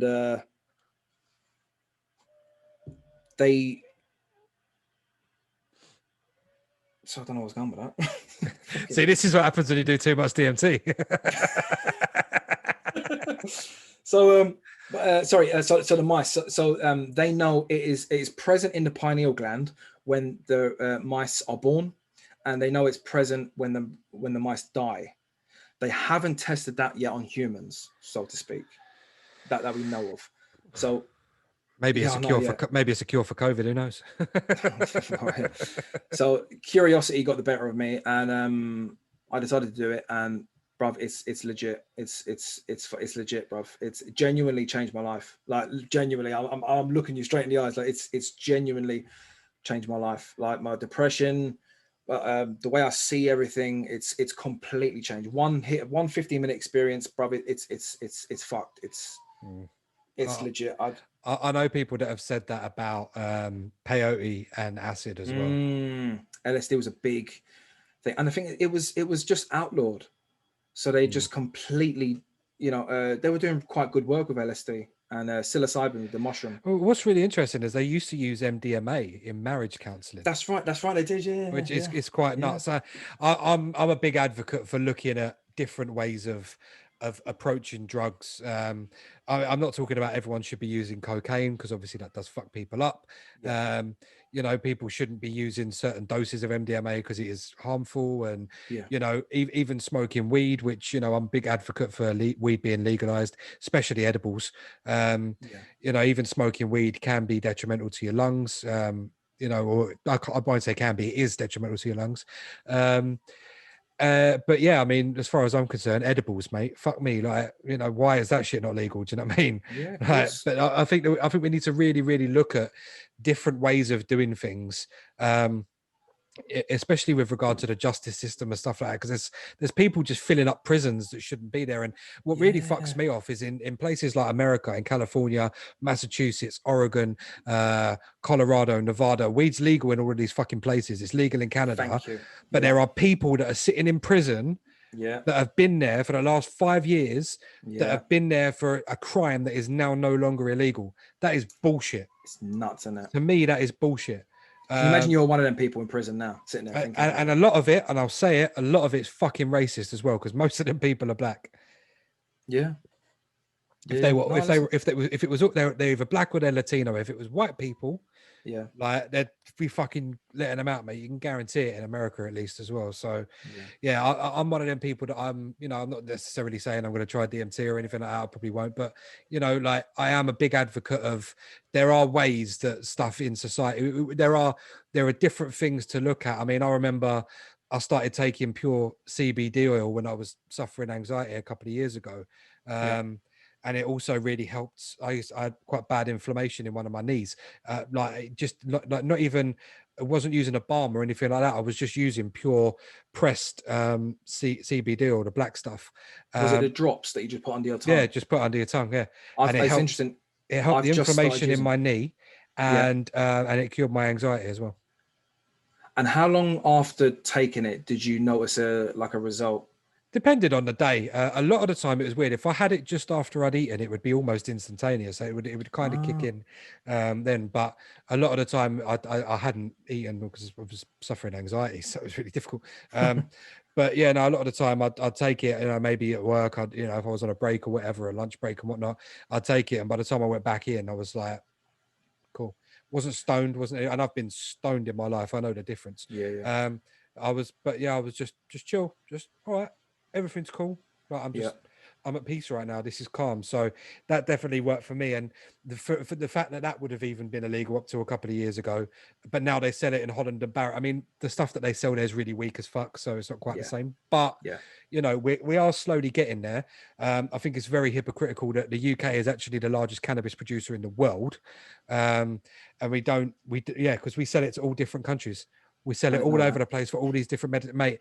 It was really hypocritical because Theresa May, when she was prime minister, her husband was a shareholder in like the biggest cannabis company in the fucking world. Apart from, I think maybe outside of the States, I don't know, maybe it's bigger in the States, I'm not sure. But we had all these giant factories and greenhouses in Kent where we were growing all of this weed and shipping it off all across the world and across the continent for different medicinal uses, hemp uses and everything else. But it's illegal to smoke it or to consume it in the UK.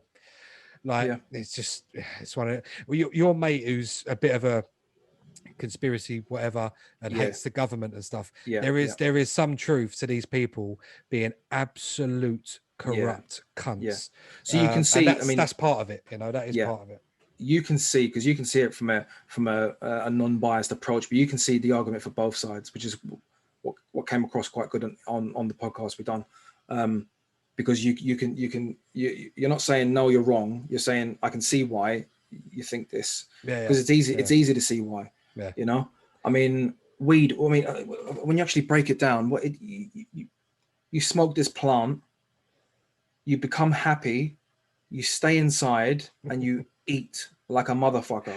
Everyone should have been given weed at the start of the pandemic. They would have stayed in their fucking houses. They would have and minded their own business. The thing is, alcohol, which is weed should have been available. Weed should have been available on Uber Eats during the first wave of the pandemic. Yes, bruv. Yes, but I mean, when you think of alcohol is a fucking terrible drug, man. It's it awful. Really, when you actually think, I've done some fucked up stuff in alcohol, man. Mate, people talk about weed. I'll go on record, right? I'll go on record and say to you, right, that alcohol has done more damage to my family than anything else, any other substance, any other subject, anything else you can imagine. Alcohol has done more damage to my personal family than anything else in the world. Bro, listen, I'm Irish. It's in my DNA. It's ruined my life. But yeah, no, generations, bruv. Like, my mum's parents, my granddad was a raging alcoholic. Same on the other side. It's kind of just the way it was. Yeah. And it was accepted. But it's a fucking horrible, when you actually think about it, it's a fucking horrible drug, man. But it's like, oh, have a cheeky drink, have this. It's because it's legal.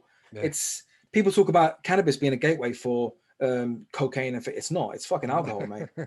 Yeah, I've never wanted. The last thing I want to do, not that I do it anymore, right? But the last thing I want to do after I'm like when I'm sitting there stoned is go and sniff a line and go off, and go and cause some chaos. That's the last thing I want to do. Yep. I just want to. I can just about stay up to eat some food and then sleep.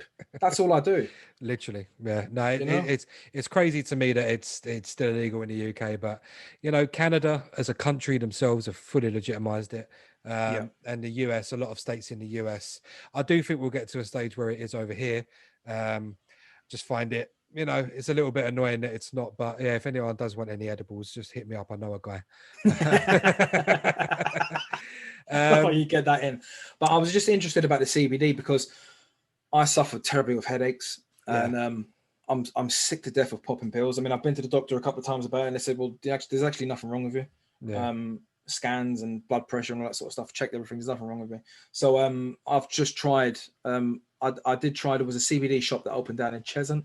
I went down there and it's 25 quid for this little bottle, but it's like I don't know what it is, like 0.15 of a gram or whatever, which is not very strong, and it tastes of coconut oil. It's mixed with MCT oil. Okay. So it's got this horrible coconutty aftertaste. I love coconut, but it's a horrible coconut taste, if you know what I mean. There's so then I went to a friend. There's a good website I got some from, and it was called CBD Brothers. I can't remember what it's called now, but I think it might be called TOA, like the original alternative. They were pretty good. They do some fairly strong CBD. Some of it could be quite pricey, but yeah they do some good stuff. I've got a guy. We'll talk after, but I've got a guy who gets the he gets the stuff that cancer patients and stuff can get hold of. He gets all of that, so it's real strong. And I was just interested to find out how long it would take you, because I've been taking it now for about a week, and I haven't taken any paracetamols or anything like that, but I could take them. I'll be like, sometimes I will take a paracetamol so I don't get a headache, if that makes sense. I'm just kind of, it's more the cure before the cause. But I haven't taken one yet, so it's good. I'm just hopefully it carries on, Yeah.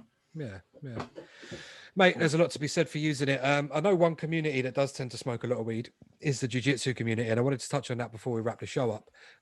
How did you get into jiu-jitsu? And I noticed, I think I scrolled back through, I think it was your Instagram or your Facebook or something, just as a little bit of research prior to the show, and I noticed you'd done a few tournaments and stuff. How did you get into jiu-jitsu, and how often, obviously pre-pandemic times, how often do you train and stuff? Bruv, so I did MMA about 2000 I was on Sub Jam at the time, about 2010, 2011. I did MMA training for about a year. Now, I wanted to just stick with stand-up, because for me, jiu-jitsu was gay. You're on the floor, and it was just gay. I wasn't interested in it. And it wasn't, unfortunately, it wasn't until 6-7 months into it that I actually, because the MMA trainer was Tuesdays, Thursdays, and Sundays, and I would normally go Tuesdays and Sundays because they were very strike heavy. Yeah. And the Thursday nights was jiu-jitsu, so I kind of just skipped that because I wanted to kind of defend against it, so I'd sort of shoot in with like a guillotine or something just to defend the takedown. But I was more interested in getting back up to my feet and standing. Towards the end of that, I started to get into jiu-jitsu. I started to, things start to click. Yeah. I'm like, oh fuck, that was actually quite good. And then I started to go just Thursday nights. And then I stopped going, life gets in the way, and, radio and drinking and shit like that. And then it wasn't until February 19, Wesley, two play. Yeah. He was my MMA coach at the time. And he had opened up his Gracie Baja school. And he was ringing me up to come down. I'm like, yeah, I'll come down.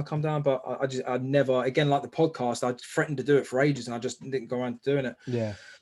And I had not long got custody of my daughter, and we'd moved from a flat to a house, and I spent a lot of time doing that up. And I got to about 60% of doing the house up.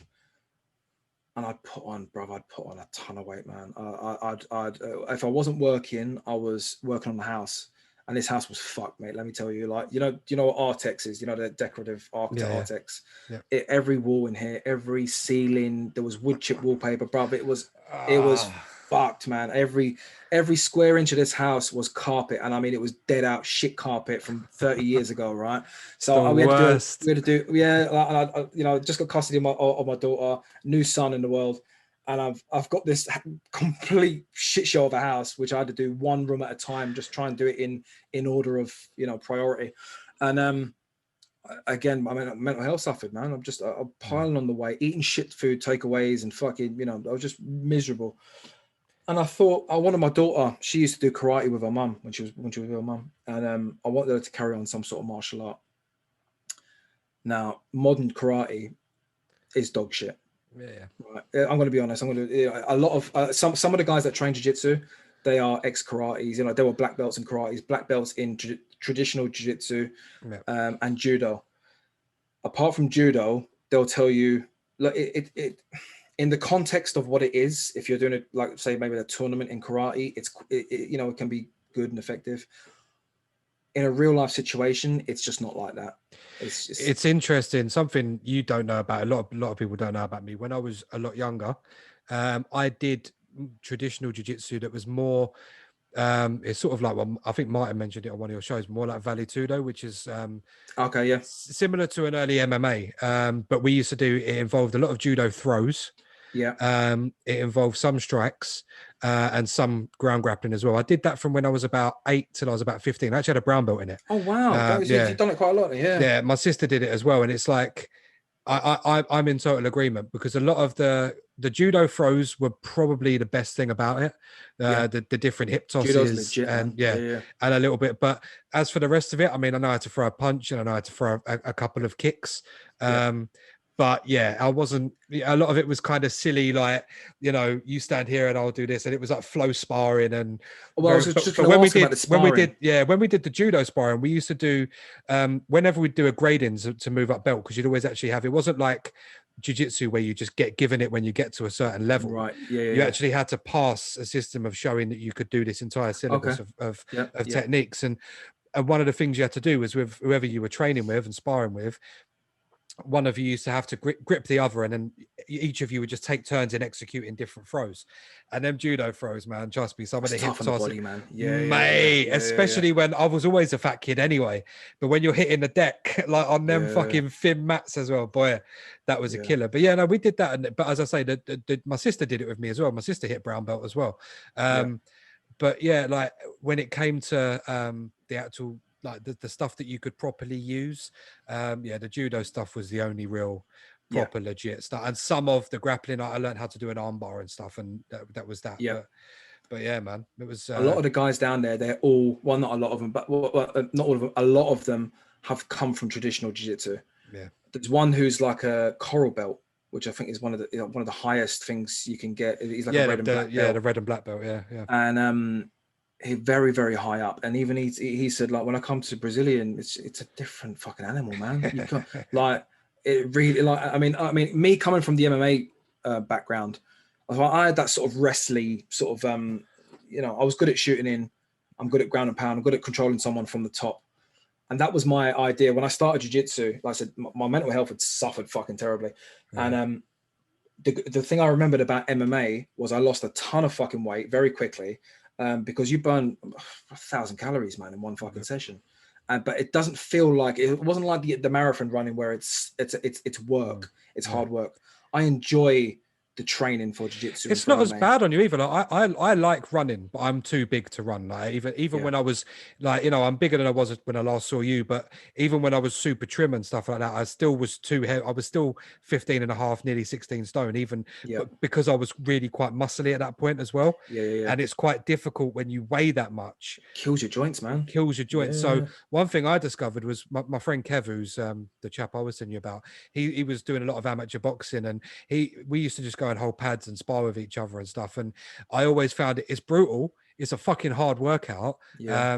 But fuck me, is it so much better for you than running? Definitely, man. And mental health, like, aspect, it's really, when we used to spar down at the MMA in Crunch Gym, my problem is I overthink everything, or the thoughts in my head overpower me sometimes. And even when I was running for the marathon, mate, I was so fucking depressed, and I wish I'd done it at another time in my life, but I was so depressed that I was listening to music and the thoughts in my head would overpower my music. And I remember one particular run, I was at a 10-mile run to Epping and back. I just got to Epping, and I had these wireless headphones that were pissing me off because they're like they're a bit jelly at the back, that sort of gel feel, and it was rubbing against my neck the whole time, and it was pissing me off. And the thoughts in my head, man, I was like, fuck, I ripped them out and I fucking threw them away. And I finished the run. But with MMA, you ain't got time. You can't think. You can't think. Yeah, ain't nobody got time for that. Yeah, like if someone's trying to punch you in the face, and we were using the MMA gloves, the proper gloves and that. And when we went in, man. And yeah, I noticed that whenever I'm sparring with my friend Kev, it's like, you haven't really got time, because especially, I mean, I'm not very good, but like, when he's throwing jabs and you're having to try and move or try and figure out a way to hit him back, it's just like, you haven't got time to worry about the shit going on in your life. Because if you don't, and we were light sparring, but if he's going to catch you, and he's going to catch you, like, you're going into work with black eyes, mate. Do you know what I mean? It's as simple as that. Oh, mate, that was another reason why the MMA, obviously doing what I do, I'm very public, physical job, So the worst thing about MMA was the cuts, bro. I'd walk into a thing with like just red marks, because they cut you. Because obviously we're not using Vaseline, bro. You know what I mean? So like there's cuts all over my forehead, all over my face. I was quite lucky. I got away with like 1 or 2 black eyes, nothing, a couple of busted lips, and nothing major.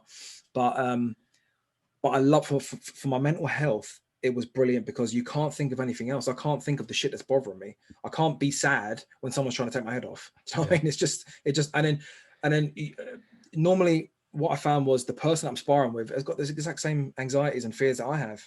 And then you sit down and talk about it after, mate. It's a fucking beautiful community, man. And a lot more respectful than say football. Football. It's something that I've always listened to. Whenever Rogan would talk about it, obviously he's a high level black belt himself under Eddie. So he would always say that, you can tell when guys come into a gym and their personality will be one way.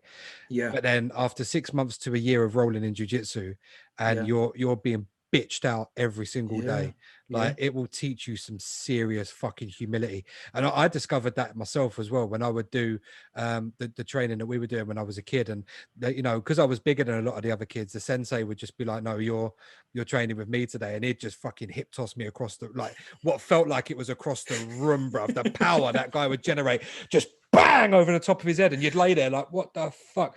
Trust me, you learn your place in life very, very quickly when someone like that does it. There's no cunts in jiu-jitsu, man. Yeah, and that was what I was about to say as well. People aren't doing it to be bullies. They're doing it because they can, and that's the training. Like, and your only way you're going to learn to get better is by just keep taking the punishment and learning. Yeah.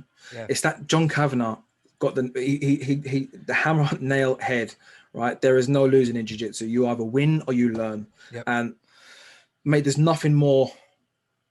The first time, right? So like when I turned up to Wesley School, right? The first time I walked in there with a bit, not a chip on my shoulder, but I remember thinking, I'll be all right. I'm not like a fresh fucking white belt walking in, do you know what I mean? But it turns out I was, because training in the gi, training in the for those that don't know what a gi is, it's the suit that you wear, the kimono. Training the gi is very different to training MMA. Very, very different. I didn't realize how different it was until my first they're roll. Quite heavy, aren't they? Yeah, it's about 2 kilo. Yeah, the ones that we used to wear, they were the ones that you tie at the side and they come down. But the bottoms weren't too bad, but the tops were very, very heavy. Like a proper jacket. Yeah. I think they're the same ones they use in traditional jiu-jitsu. I think that they're very, very similar. Very, because some of the guys, they would wear their old traditional ones, and they're very. I think the collar might be slightly thinner in the traditional ones. Yeah, it is. Yeah, the Brazilian ones has got to be a bit more thicker for grappling, but I thought I was going to do all right, and I got folded in half wearing my fucking clothes. Do you know what I mean? It was, and then I went back on a Sunday, and there was a 13, 14-year-old girl. We mentioned her a lot in the podcast, like Maddie. She's fucking unbelievable. And rolling with her, because obviously I didn't want to use any strength. I'm a fucking 30-odd-year-old guy. I don't want to use strength on a 13, 14-year-old girl. Yeah. And she's twisting me up, man. I'm like, fuck. There's nothing more humbling than to have a 13-year-old girl fuck you up in front of her parents. Everyone's around watching and stuff, but it's I was hooked from then on, man. I was like, fuck MMA and all that. I'm just going to focus on getting my grade, going through the belt system and progressing through there in the gi and no gi as well, but just sticking with jiu-jitsu because. Are you still, so you still technically a white belt? No, I'm blue belt. Blue belt now.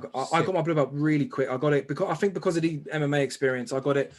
Normally it's like, how can I say, it's about 18 months to 2 years, depending on how often you train. That's another thing. Like when I started, I got addicted very quickly.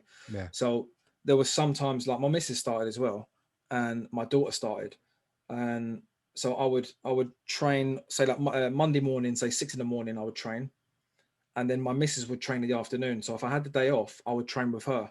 Yeah. And then there was sparring in the evening, and there was a kids class before the sparring. So I'd sit there and wait for my kid to finish her class, and then I would go sparring as well. So that's 3 hours or 3 sessions, and then I would maybe go on a Tuesday night, Wednesday morning, first. So mate, sometimes I've gone 5-6 times a week. Yeah. Plus watching videos. I got very obsessed very quickly. I got my blue belt very quickly. But then we're all watching UFC every week anyway. So So 7 months. I think 7 months I got my blue belt, and mate, I'm fully addicted, man. Fully fucking addicted. And so do you ever roll with the missus and your daughter at home now? It's COVID time. I bought. See, everyone expected us to. So because I know my friend. Do you know DJ Zen, my mate Reese? Yes, of course. Yeah.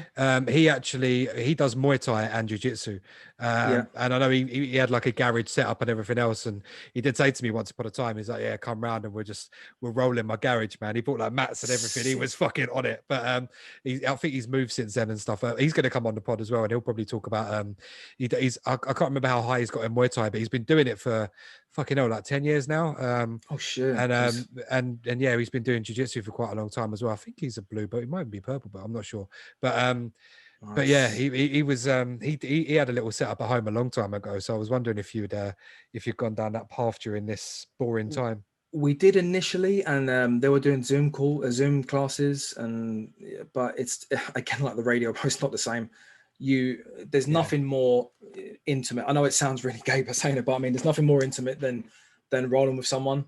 Mate, it's like anything. I've struggled to work from home some days because I don't feel like I'm at I struggle to get out of bed. I said it on my episode of Simon Harkness. We were talking about schedules and stuff, and how having a routine has helped to make today. Like I sat around today till 2:00, and then I was like, "Fuck, I'm doing a podcast with Paul at 6. I've got to do some stuff. I've got to get stuff done." And I had like a manic couple of hours of running around doing bits and bobs and emails and whatnot. But yeah, I got up this morning thinking I had a meeting. Meeting's not actually till next week. So yeah, I was lost for the day, but I can't, because I'm home. I feel like I'm not doing something. So I completely relate to when you say, it's not the same, because it isn't.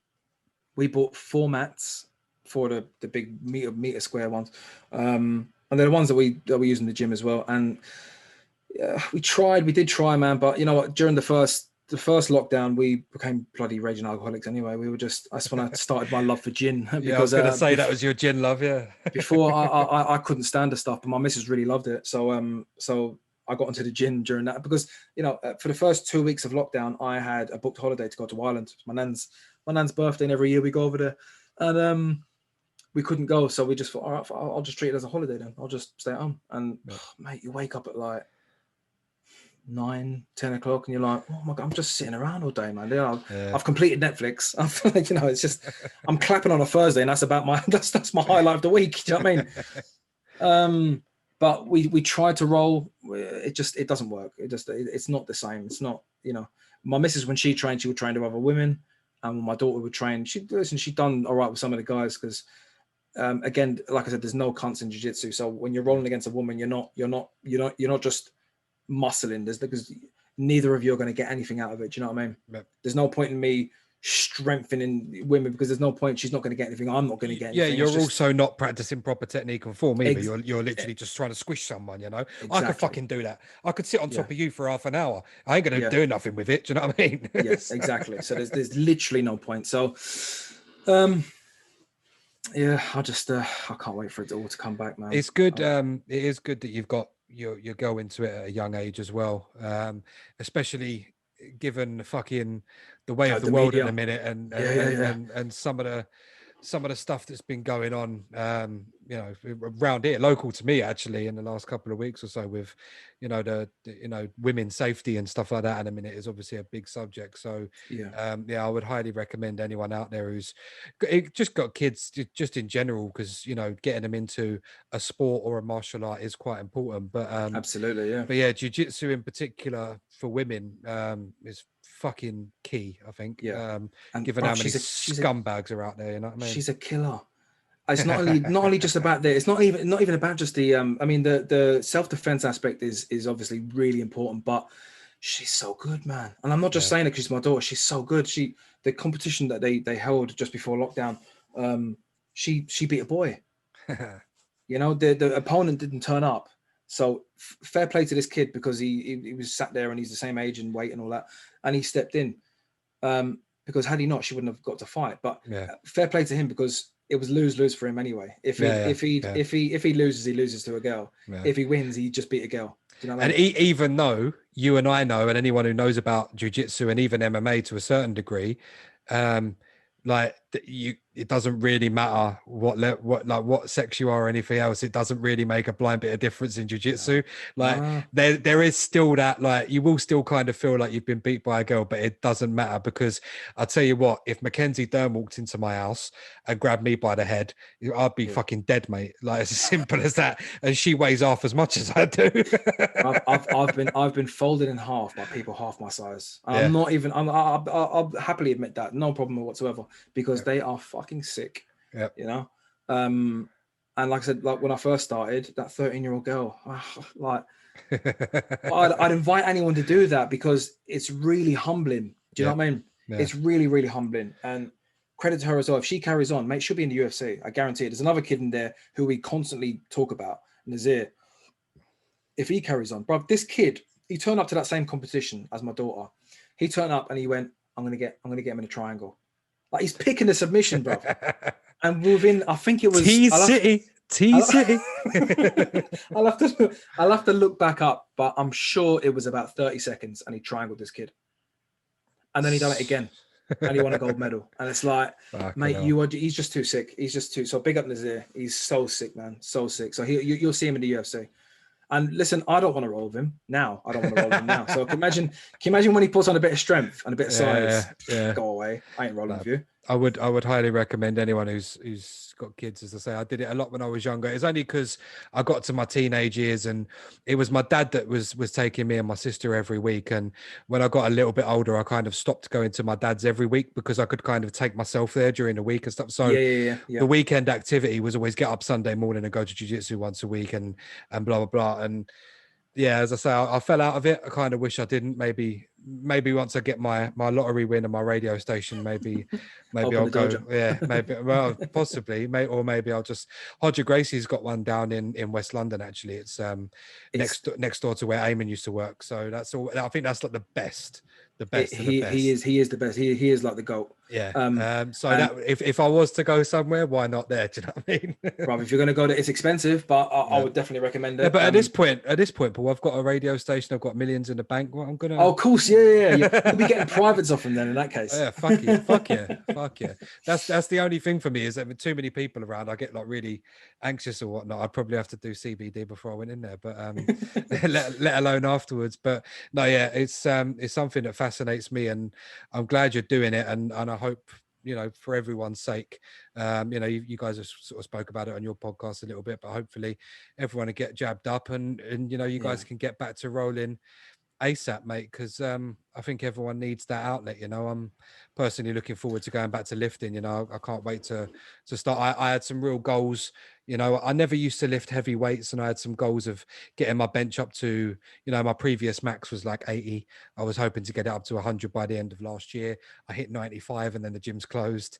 You know, did you buy any weights during any of the lockdown? I've got weights indoors, but again, it's the same thing, bruv. Like we were talking about, I can't regiment myself. They're literally sitting under my desk here. I've got like 50 kilos worth of weights, and I've not picked them up once in this lockdown.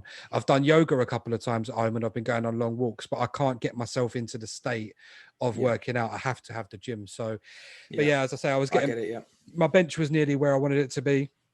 you know, I never really used to squat heavy. You know, my previous max on a squat was 100, and I was aiming to get it back up to that again.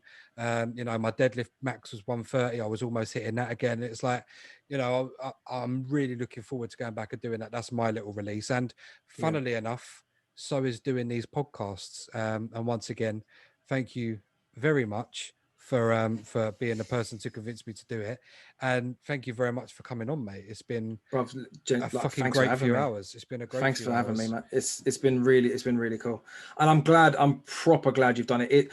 Your podcast, right? I was really looking forward to them, because I know like the podcast with you was the best sounding one for me, because everyone just normally puts in headphones and they normally you know, yours was the best sound. So I knew, I had in my mind, when you said you wanted to do one, I had in my mind how you would do it. And when you sent me the screenshot of the cover, I thought, this is he's going to go into a lot of, it's going to be very well done, because you speak really well. You speak a hell of a lot better than me. You speak really well, and your clarity, the mic levels, everything is bang on. So, brother, Thank you, man. It's good. It's good to see. Genuinely good to see. Hopefully it can continue. I've got some other guests lined up, and you know, I'll tell you off air who's coming on. But yeah, this has been episode 5 of the Over the Hill podcast with special guest Paul S. Paul, where can people check you and your podcast and your radio show out? So the podcast is literally just called the Paul S Podcast, PAULESS, and it's on Spotify, Apple Podcasts. If you just Google the Paul S, it's the easiest way to do it. If you just Google the Paul S Podcast, choose your poison. It's pretty much like you said earlier on Anchor. They pretty much go up everywhere. Every major podcasting site, it's on there. On Twitter, I think it's still the old that name, so at DJ Smithy P. But if you search Paul S in there, it will come up the same thing.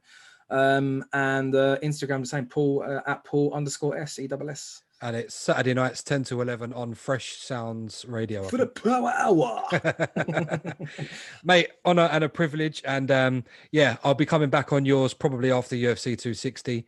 And hopefully at some point, I actually I've bought a podcast mixer. I bought like a mixer, like a little Behringer mini mixing desk that could be quite portable, so I can plug in 4 or 5 mics at a time. And I might be buying a camera as well, and I've also got a couple of these mic stands and filters and whatnot. So sick. Fingers crossed at some point we can get together and do a few of these in person as well. But I'll definitely be coming back on your show at some point soon. This was the dream, you know, like this was the initial dream. I didn't really, when I think of doing podcasts, I'm not really thinking about Zoom calls. Do you know what I mean? Yeah, of course. But we've got to just wait for them times. Right. I can't wait. No time like the present to get started, mate. It's been a pleasure and a privilege.